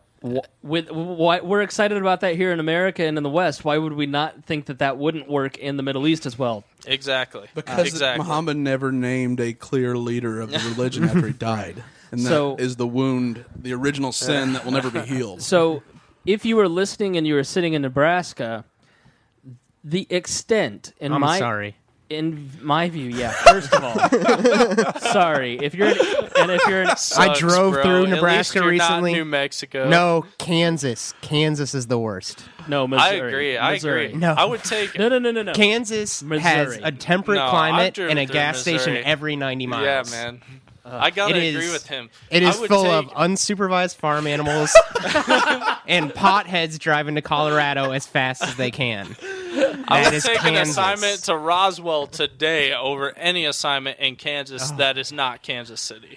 There are two And that's cities just in Missouri. Kansas. Yeah, Missouri or Kansas, honestly, either one. Loose farm animals and potheads. It sounds like Yeah. Martinsville. Indiana. Anarchy, bro. Anarchy. Anarchy. No, Martinsville has gas stations. Kansas doesn't. So I saw my first woman We with just a lost mustache. 2 viewers, or 2 Yeah. listeners. I saw my first woman with a mustache. What else are they going to do in Kansas? in though? Casey's General Store in Martinsville, Indiana? Oh yeah. Yeah, it was. I'm talking your mustache, Peffers. Yeah. Like I'm not This is talking Generous and thorough. I'm not talking like light, like Greg, We should get a picture of this and post it to the wall page. or wispy like Nick's. I'm talking full. Yeah. Bob Cavoy. Now mustache. I have to meet this woman. Well, I want to see. I'm I sure. wanna I'm compare. sure the sugar got her a long time ago. So it's sugar's diabetes. The for those Indian disease. playing at home. So if you were in Arizona, go first meet Aunt Deborah and get sucky. And then realize that the extent of your danger is the random chance that you will one day be at a shopping mall and it might explode. And the chances of that are so astronomically high. You're going to die in a car wreck, or you're going to die of syphilis from Aunt Donna long before you're going to die. Sorry, I didn't know you were taking a drink when I said that. Nick just almost got sprayed. This is just like the that associate way, pastor. Aunt Donna's a squirter. So then, sorry, Greg, I didn't mean to make you almost throw up again. My bad. This Aunt Donna character, we need somebody who is a caricature artist to draw her Isn't up. there a much higher chance that you get shot by a police officer? Or, yeah. Yeah. Your dog will get killed long before Yes. on a SWAT raid than you will die from an ISIS strike. That is the long-term extent of the threat to the United States. The other threat is the fact that resources that we rely on, the oil and other, basically oil. What else do we get from Saudi Arabia? Dates. Dates? The Yeah. dates. The Yeah. dates. Oh. Not like dates. I know you were Yeah. you got a horny for a minute. Like the, He's like, where's this Just website? for a minute. just for a minute. Where can I find the black clothed woman? It's always sad when They your do date, what I say. It's always sad when your date shows up and she makes you put the burqa on. So I just don't feel comfortable.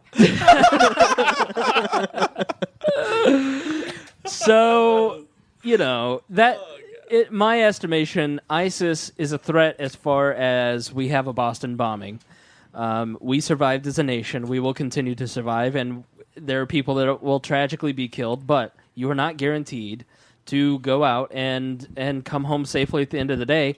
And it is much less likely that ISIS will strike and attack the United States if the United States is no longer involved in the region. Maybe this is a obvious question, but why isn't Russia really involved in ISIS? oh, or they are. Oh, yeah. They are. Because deeply Putin's had his involved. eye on the Middle East for a long time. I figured. Oh no, he's Putin looking. is deeply involved. Putin was trying to prop up Assad. He Oh, is. yeah. While we were trying to prop up Assad's opposition, Putin I keep was expecting him to heavily annex a supporting- bunch of land there. That was before this whole Ukraine thing. That was the whole point of contention. Was that was where World War III was going to start? Was in Oh, Syria. I know. Yeah, he's been It still is. He's always doing Because- stuff with the yeah. Middle East, but I really If haven't heard much since if the all corrupt this real FIFA ISIS Qataris stuff hadn't happened. wanted to build a pipe, like the big issues, like what brought this all in is this all started when Russia got the Olympics. Russia got the Olympics. Those and bastards. Which is so sad. The Olympics are an economic downfall for Everyone. most places. Yeah. Oh. You spend more money than you make. Not as So, bad as the World Cup, terrible though, place to but- start. So that's funny because that's what happened. Is so Qatar is Yeah. the richest by GDP, like individual GDP per person or per capita country in the world, and they have been dying to build a natural gas and oil pipeline into Europe for years. Right now, all of Europe's gas comes from Russia through pipelines in the Ukraine and then through Syrian control. To have any competitor would overthrow Russia's ironclad grip on Iran and Syria and that Axel of evil that George Bush described, except for North Korea. And so right before the Olympics, all got named and whatever. One of the Saudi Arabian princes went over on the authority of the head of Qatar or Qatar and said that if you do not restrict the ability for us to build a pipeline into Europe, you're going to have issues through Al Qaeda and Chechnyan rebels during your Olympics. Vladimir Putin's not a guy that ever likes to be threatened. So No. he put it in Sochi, way out in the middle of nowhere. Yeah. Everything could be monitored. One road in, one road out. So that's how it ended up in Sochi. Absolute ironclad control over everything to thwart it in the eye of the fundamental Sunnis that were really upset they weren't able to build a competing pipeline into Europe. And it's also because it doesn't make sense for the Winter Olympics. It's a resort. It's a resort town. It's a They had temperate trouble with climate. snow. They have- I remember they had to ship in a bunch of snow. Yeah, Yep. they have like beaches with palm trees on the coast. It's Yeah. the French They also Riviera have of stray Russia. dogs everywhere, too. Yeah, a lot of dogs. I remember there were like wild dogs everywhere. We call them wolves here. But in Russia, there's so much No, in Russia, they're like pugs and stuff that are feral. I don't know if they're pugs. but- pugs. wild pugs. Wild Provo- pugs. Wild pugs. I love it. Probably like German It's a scary shepherds and stuff. prospect. That's a wild pug. That's what they sound like. I thought you Better were hope it talking doesn't Aunt Donna trip. again, and I was like, Yeah, that's what I was doing. That's what Aunt Donna's skills sound like. Could you imagine that right up next to your ear? Oh, God. that'd make you pray. No wonder it was an associate pastor. You do missionary just so you can run away. Not missionary work, mind you. No. That's for the associate pastor when he goes out and cleanses his soul. We for need another. having- I think our new We Are Libertarians tradition should be a Spangle rant at the end of the episode. He has one good trigger warning in him a day. Usually it comes out in chat or when someone tries to rustle your jimmies online. You just torch him and then have everybody descend on him. Like I do wolves. A lot. People think, oh, that Chris Spangle, he's a nice guy. He'll be able to take it. And then I'm just in a mood and I'm like, nope. And I go to the trolls and I say, trolls descend. And then that person weeps and has therapy for years. I know. Greg has hit two of my friends. The one, sweet Rebecca. Like the nicest girl on the planet. She's libertarian. She's like, haha, it is so funny when your friends make memes of you. And so Greg puts her face on Nancy Pelosi. Well, it felt judgy. So I bush Sounds doctored her judgy. and I stamped it out before it was ever a threat. And then another friend, Lindsay, she writes on my wall, hey, you should start drinking smoothies. Then the next thing you know, she's like an anti-GMO. I forget, what did the meme say? Have you guys met her?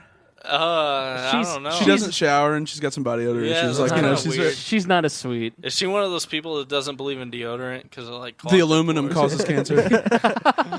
Uses some kind of crystal. She sends lots of positive vibes. You walk into her house and it's all candles and this enormous crystal sitting in the It's middle. just the pink Himalayan salt mound with the lights. She's like, put your hand on this and we're gonna hum a cone. Another listener, Aria, she was like, what did she say? Light and love, or something like that. Like light is always in there too. Like That's the healing vibes, the healing energy, the positive energy, the love and positivity. And shut up. We like prayer, and that is it. We are Christian ISIS. Be honest about what you're thinking. You are praying. You have to understand. I like simplicity. Okay. Tradition, not simplicity. Tradition and simplicity, but simplicity. Really tradition. Why? No. Why would you take 2 words, shut up and listen, learn something, okay? Get it into your thick military head. Although I know that you are able to learn because you're in the Air Force. I don't get it. It's a military joke. If you were in the Marines, you might be slightly less able to learn. Okay. That's an Army joke. It's a slight to those. No, we love all those. Not really Marines. All those that serve. Adam Kokesh, please. Everyone that serves. Everyone that serves. God. Everyone. We'll get to my Memorial Day rant here in a minute. This is gonna get good. Triggered. Yeah. I am settled for this Memorial Day. Why would you ever say positive vibes and use 2 words when you could say prayer, which means the same thing, and it's 1 word? It's just There's simpler. a third party involved in one. Yeah, prayer. Yeah, come on. Prayer man. implies you're beseeching some sort of deity. God, profound, man. Positive vibes is just the energy in your soul being sent Apoplexia. out. You're I'll write it transmitting on it the through record crystal. today that Chris Peffers left Chris Spangle wordless. He did. He was literally completely speechless. Brain just seized He up. could not do anything about what was just I said. just got so overwhelmed with anger at you, and I wanted to beat your little beard off. Not Aunt Donna style. This- Actually hit it. No, I didn't want to jerk off on it. I wanted to punch it so hard that it fell off. Which Oh, is this so beard could take you. This Non-aggression beard could take principle you. because Listen, when you say stupid things like, anyways, let's talk about Memorial Day. Yes. Can I- No. Go ahead. I'm sorry. Unless you what? I said non-aggression principle, and it took my brain off on this other tangent Okay. of libertarianism. This is what happens when you live with Creighton. You get tangential. Yes, exactly. He is the ISIS of We Are Libertarians. You have Creighton on, and you never know where it's No, going to wrong. Don't associate ISIS with my name. That is terrible. But no, for real. Non-aggression principle, libertarians. ISIS claimed responsibility recently for a quote-unquote attack on United States soil. When is the non-aggression principle broken, and when are we allowed to just go over and meet them with overwhelming force? The problem is that won't do any good. I mean, If we depose Saddam for the and most we created part, I ISIS, agree. think if we depose ISIS, what's the backlash that follows that? For the most part, I agree. You know, I agree. I mean, that's assuming we don't want to kill all the innocent people that might join up the future. But I mean, at what point, how many attacks do you let ISIS have? Well, when until Paul Blart can take them out. they're finally no, I agree. Yeah, I know what you're saying. Is that What's what- your red line? Where's the point? I know. Where's the point? What does ISIS have to do in America for us to finally draw the line? The answer's simple, really, because all you have to do is go round. Because the only reason Baghdadi was effective was he rounded up Saddam's generals. All you have to do is back 2 or 3 in a coup d'état, put them like we did in Europe with ironclad support and military support. All of a sudden, you have a council of Saddams that are totally beholden to you but militarily. I mean, that has proven to, backfire against us in the won in past Egypt. as well. Yeah, But how often are they overthrown? I guess not often, but Pakistan's it's gone a kind long of a time roll of by the bombing. dice still. I don't know that it Not is. as big a roll of the dice as just eliminating everybody over there. And It is, but the problem with that is, in absence of authority, tends to yield results where you get individuals who have arms and are ideological. Yeah. So, like, if you have the only reason Assad's in power is because he's way more predictable than if we had fundamental Islamic leaders. Well, or we tried to take Assad out of power. Oh, yeah, but that was a shot at Russia. Yeah. That's not necessarily a shot at Which is anything so other than ridiculous. getting rid of the total monopoly he has on European oil. But like, really, it's not a terribly difficult question. It's purely a question of backing the correct rogue generals that were members of the Ba'athist Party that know how to win, which is all Baghdadi did, and saying, listen, You'll create a dynasty. We'll do like we did in Saudi Arabia, declare you guys king in the royal family. You'll rule until you don't anymore, which will be a very long time. All you got to do is listen to what we say. But that's not exactly libertarian. Yeah, I mean, that's where I was heading with that. It's not libertarian at all, but that's the only, like, there are real answers. Like, I'd love to see a democracy arise in a group of passionate individuals that live in Iraq and want to build liberty and freedom for those that. But the chances of that are so low. No, because the United States is the exception to that rule. Like, we are the one exception in history where, in France, it devolved into collectivism. In the United States, at that time, now clearly we've had some transgressions since 1776 to ratification. No. We are the exception to that rule. But and then to expect that from anybody, I feel like it's a pretty high standard too, because they haven't lived with our experiences. The context creates the circumstances of how you're going to arise. And so, right now, what's the best thing for an Iraqi citizen that is not radical, that just wants to go to work and just wants to drive home safe? An absolute authoritarian technocrat leader that if you even think about having a black flag of ISIS or you go on a street corner spouting about religion, you're gone. Yeah. That is not libertarian in any way, shape, or form. It's hard to think about as a libertarian, but can't. I mean, it's totally true, because if you tried to just make a libertarian government happen over there overnight, wouldn't happen. No. They'd fall. Not I mean, look at what we did with an authoritarian democratically elected regime here. Yeah. With Malaki. He fell.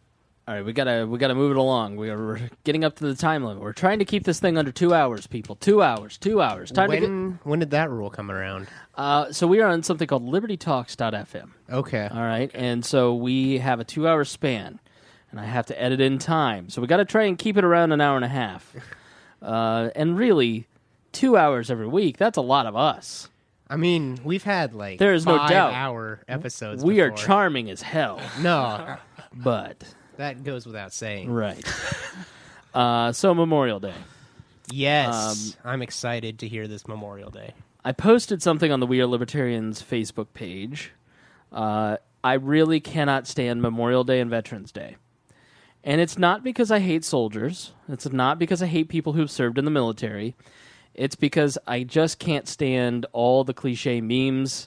And, like, it's just take any sort of thought and common sense. What is so funny, Nick? What is so funny? James Neese. Oh, okay. All right. It's hilarious. I just kind of agree with you. I want to get Nick's opinion on this because Nick served, but I would think that I wouldn't. Like, obviously, libertarians are non-interventionists. I guess I need to go check this. Everybody at the table has started dying laughing because they checked their Facebook. Good job. I just got PTSD triggered from him dropping his phone. He dropped his phone on the table, and everybody just immediately jumped under the Check table. their screens. Oh, gosh. Screen Is your phone okay? All right. That's good. Someone tell me what's going on Facebook because I want to look it up. All right. Let's focus, people. Let's focus. Let's bring it all back. Everybody take a deep breath. So I just get sick of Veterans Day because, Memorial Day is not Veterans Day. Memorial Day is about those who have passed away in the service of our country.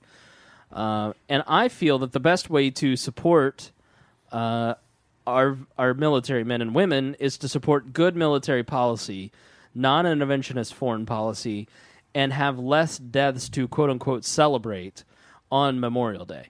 The less people that die in the service of our country, the better. And it's like conservatives take it the opposite way and use it as a day to justify the beating of more war drums and to basically buy into the nationalistic bullcrap. It's not that I don't love my country. Obviously, listen, my last name's Spangle. I'm jingoistic as hell. All right? I love America. I love the people of America. I just don't love our government. I don't love our government's policies. I think that they hurt people. And so I just don't think that we need to. It goes back to what we talked about last week. It's like people say stuff and share stuff on Facebook on days like that because everybody else thinks like that's what you're expected to say. You know, you're not expected to say, like, post anything on Memorial Day except some sort of thing about how great America is and is better because we killed more people for our country. We Nick, have killed a lot of people. We have on all sides. Am I being a granola-eating, non-GMO, broad ripple-living, crunchy hippie who will, in 15 years, be standing on the side of a street downtown holding a sign that says "War and Peace"? Like those. Am I out of bounds? Am I crazy? Am I offending you in any way, Nick? Because I don't want to trigger you. I would have to say no. Personally, my only Memorial Day post said something to the matter of Happy Memorial's Day. Don't let the sacrifices of those who came before us go to waste. Right. Because I do believe sacrifices were made, and I think they were necessary sacrifices way back in the day. And I think we shouldn't let them go to waste, and meaning that I think we shouldn't let our freedom be eroded by things like the Patriot Act and stuff of that nature. And I think that's what a lot of conservatives don't think of on Memorial Day. I think you're right. I think a lot of people just think it's a time to blindly accept any military action that ever happened and go along that road. Yeah. I think what Memorial Day should be about is honestly respecting the people that have died before us and asking ourselves deep down, was it worth it?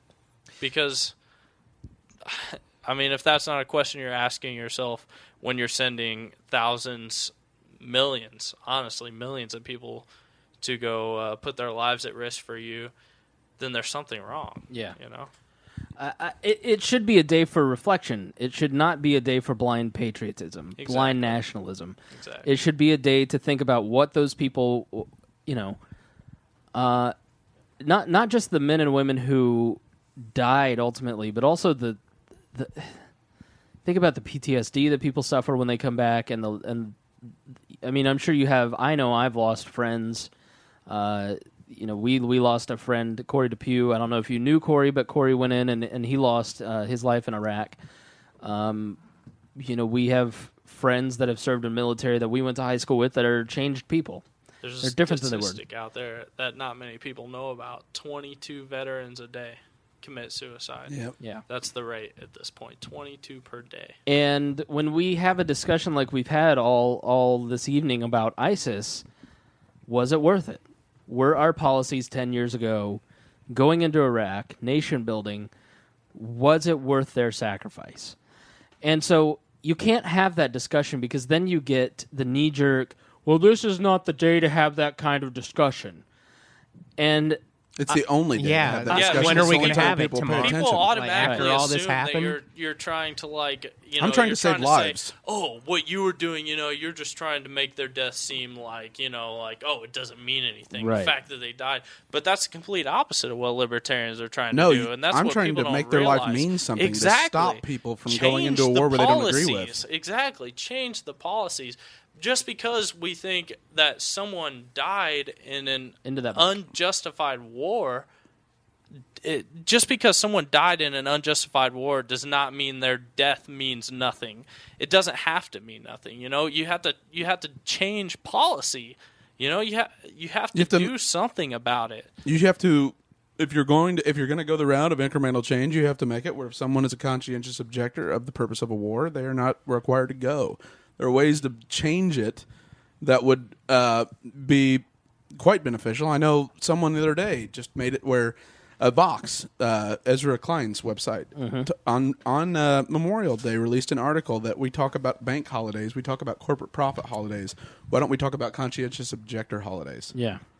If you have that, it brings it to the forefront. Why do we allow banks who manipulate the London Interbank Offer Rate or manipulate the federal funds rate or any other type of financial exchange that is used to figure out interest rates, why are they allowed to pay a fine and then repatriate their profits on a one-day exemption? And someone that merely didn't want to go to Vietnam or go to Korea to defeat a failing ideological theory of, the domino theory that communism all of a sudden just spreads like herpes. And clearly when it collapses in itself, on itself, as we have so learned, there is no reason to not give a holiday for conscientious objectors when we have, beyond all shadow of a doubt, figured out that was not true. Yeah. Domino theory was false. There was no reason to go into Vietnam. Vietnam Vietnam was no threat, and we initiated things with the Gulf of Tonkin incident. We provoked a war, and a bunch of the baby boomer generation died for absolutely no reason. And yet it's unpatriotic to say that they shouldn't. The most patriotic thing you can do is say we were wrong as a group. Right. And to say that they died for no reason, they were sent over there by no reason for men who looked at them like pawns and didn't view them as reasons. Right. It just because I'm watching the Indy 500, and before the Indy 500, we've got these long, it's just like my brother and dad, especially my brother worships Rush Limbaugh and everything he says, and he's like, keep these Mexicans out, and I don't want the gay people to touch penises and that kind of stuff. And like my brother's just super Republican. I love the kid, but he's apparently I got all the brains in the family and the looks and the talent. And hopefully all the money when my parents die. But to those who much is given have much responsibility. I'm just kidding. There's no money left. He like we're at the 500. He's like, oh, do they have to depress me before can't we just have fun? Have one day where they're not making us feel bad about people dying. Like, well, you really should feel bad about people dying. Like, you're supporting all these... Everyone should. Yeah. Remember the Melee accident? It's a bad thing when people die. Yeah, and it's not that I don't appreciate the sacrifices that people make. It's just that I want less sacrifices to be made. And you can't get people to pay attention on any other day. And if you put something up... that, like, I put up on a Clickhole article, which is the Onion's sister site. Clickhole's hilarious. It's amazing. And the article was, today is the day to celebrate all the people who make the decision to send people to die in wars, or something along those lines. And Bill Wallace, a teacher who is all up on our business, and he's always like, oh, guys are just so disrespectful, and this is a police state, and blah, blah, blah, and, always defending the state. And obviously he collects a paycheck from it. And we should take a moment to appreciate how well the public schools in the United States are doing and how effective a job he's doing. Yeah, and I learned so much in the public schools. Just tons. As demonstrated tonight. Yeah. Hey. Profound. That's right. Think if he had been properly educated, how much more wise he would be. How wise he is. I don't know. It might have messed things up. Yeah. It's all these. He's like Yoda. He's the libertarian Yoda. And he's like, this is not the day to post articles like this. And I just responded, this is exactly the day, because this is when people pay attention, and people like you don't give a shit when we post it tomorrow. And the fact that you're offended means that you're paying attention to it. And you should be a little offended. Because you don't have a right to be. Right. And then he's like, well, I didn't see We Are Libertarians post on the wall today honoring the deaths of soldiers. And so I wrote up a little ditty just for Bill, and it got like 100 shares or something ridiculous. It was crazy. So I think people really responded to it and are hungry for social media. And this goes to it. Any one of these days, please don't take the opportunity to be an asshole and put things in a way that offends people just to offend them. Put it in a way that makes people think. And think about what these sacrifices are for. Don't inflame. Yeah. Approach it well. Yeah. Do it. Yeah. Do it where you actually have a chance of making them think. Because if you go on and just terrorize their thread, it's never going to work. No. You're going to create entrenched opposition. You're going to get a lot of people worked up, but check out We Are Libertarians Facebook on these. Yeah, on these holidays. Check out We Are Libertarians. We'll start trying to give you some social media ammo. Okay, we got to wrap up. So. Like Aunt Deb. It's time to wrap it up like your fucking Aunt Deborah. That's a Spangle. That's a fuck bomb from Spangle. I know he has been dropping some more colorful language.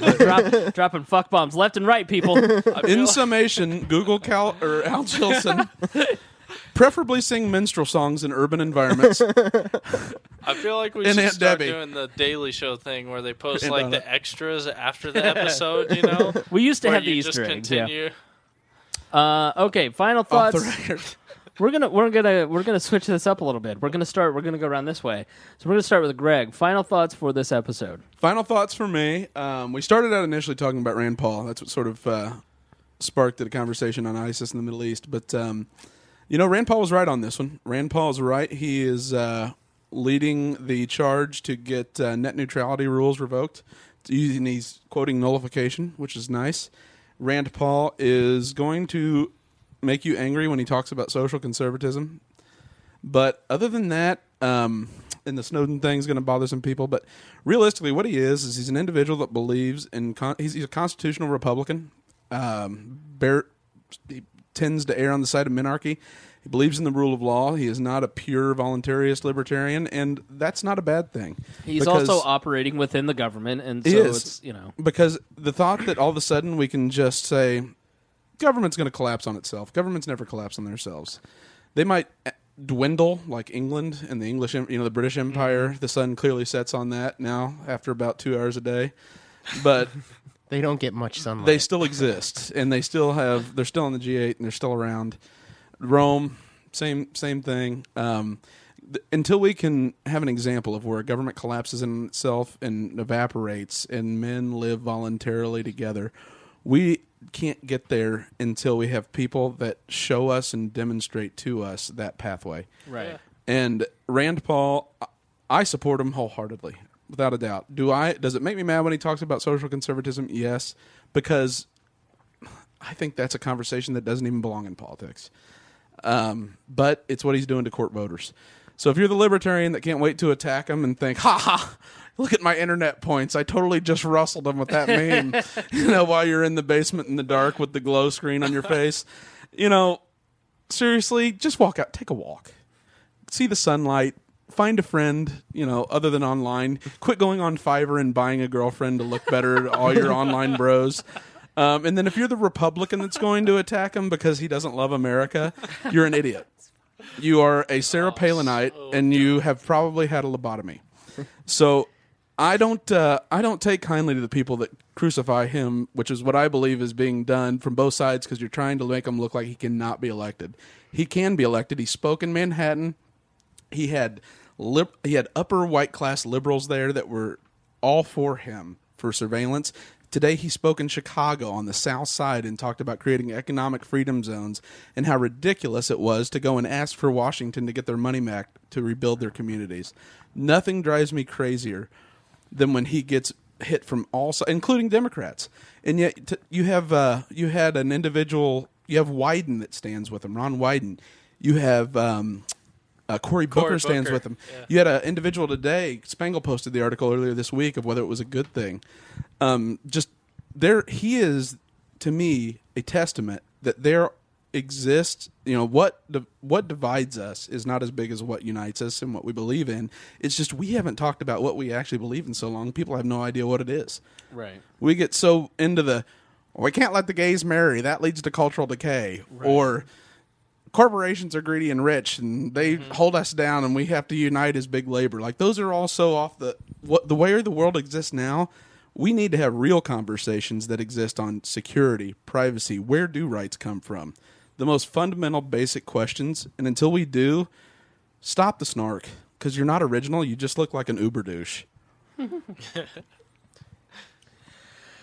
Nick, your final thoughts. I mean, as far as Rand goes, I can't agree with Greg more. I think, obviously I don't agree with Rand on every position he takes. It's kind of impossible to if you consider yourself to be a libertarian. But I think pretty confidently I can look at Rand's campaign and guarantee that if he were elected president, America might become a little more free than we were before Rand was elected president. And I think the chances of that are much more real than someone from the Libertarian Party. And I mean, like I said earlier, I think it's arguable that Rand Paul is possibly more libertarian than Gary Johnson. I know a lot of people won't agree with me on that, but I think the argument's there, and I think that says a lot. As far as the whole foreign policy debate goes, I mean, everything I said throughout the podcast, I think pretty well says how diluted the conversation is these days. People on both sides want to dilute it to, we shouldn't do nothing. We shouldn't do anything, I should say, because, we'll just make everything worse. Or, we need to do everything because we have to fix all the problems over there. We both know that neither one of those sides are completely right. If we do nothing, then one thing could happen. If we involve ourselves over there too completely, then maybe we screw things up even worse. So, I think the conversation we had pretty much summed up my opinions pretty well as far as everything goes. We save the best for last. Teach us, Yoda. Yeah, thank you for that pressure. Short That's and sweet. Awesome. Well, the cops are still killing people. That's a bummer, right? In Greenwood. Yeah.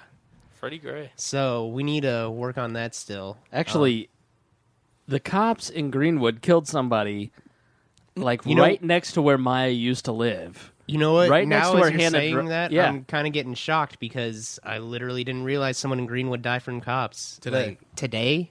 Yeah, a friend of a friend. Jeez. In the apartment complex where I used to live, right in the building that Maya used to live in, around the corner where Hannah Drazic used to live. So right there. And I'm thinking the cops just didn't know Maya moved out. And Yeah. Not to make Yeah, light of the she grabbed situation, her. because it is, heinous. No, I mean, It's a heinous something doesn't situation. have to be... The subject doesn't have to be happy for something to be funny. True. I firmly believe that, but... man. Well, you were talking about unions, too. I want to bring up... I saw an article about... California labor unions are trying to get exempt from the minimum wage law that just passed. Because they know that they'll never be able to... They'll lose membership. Yeah. They'll lose employable working members, and all of a sudden...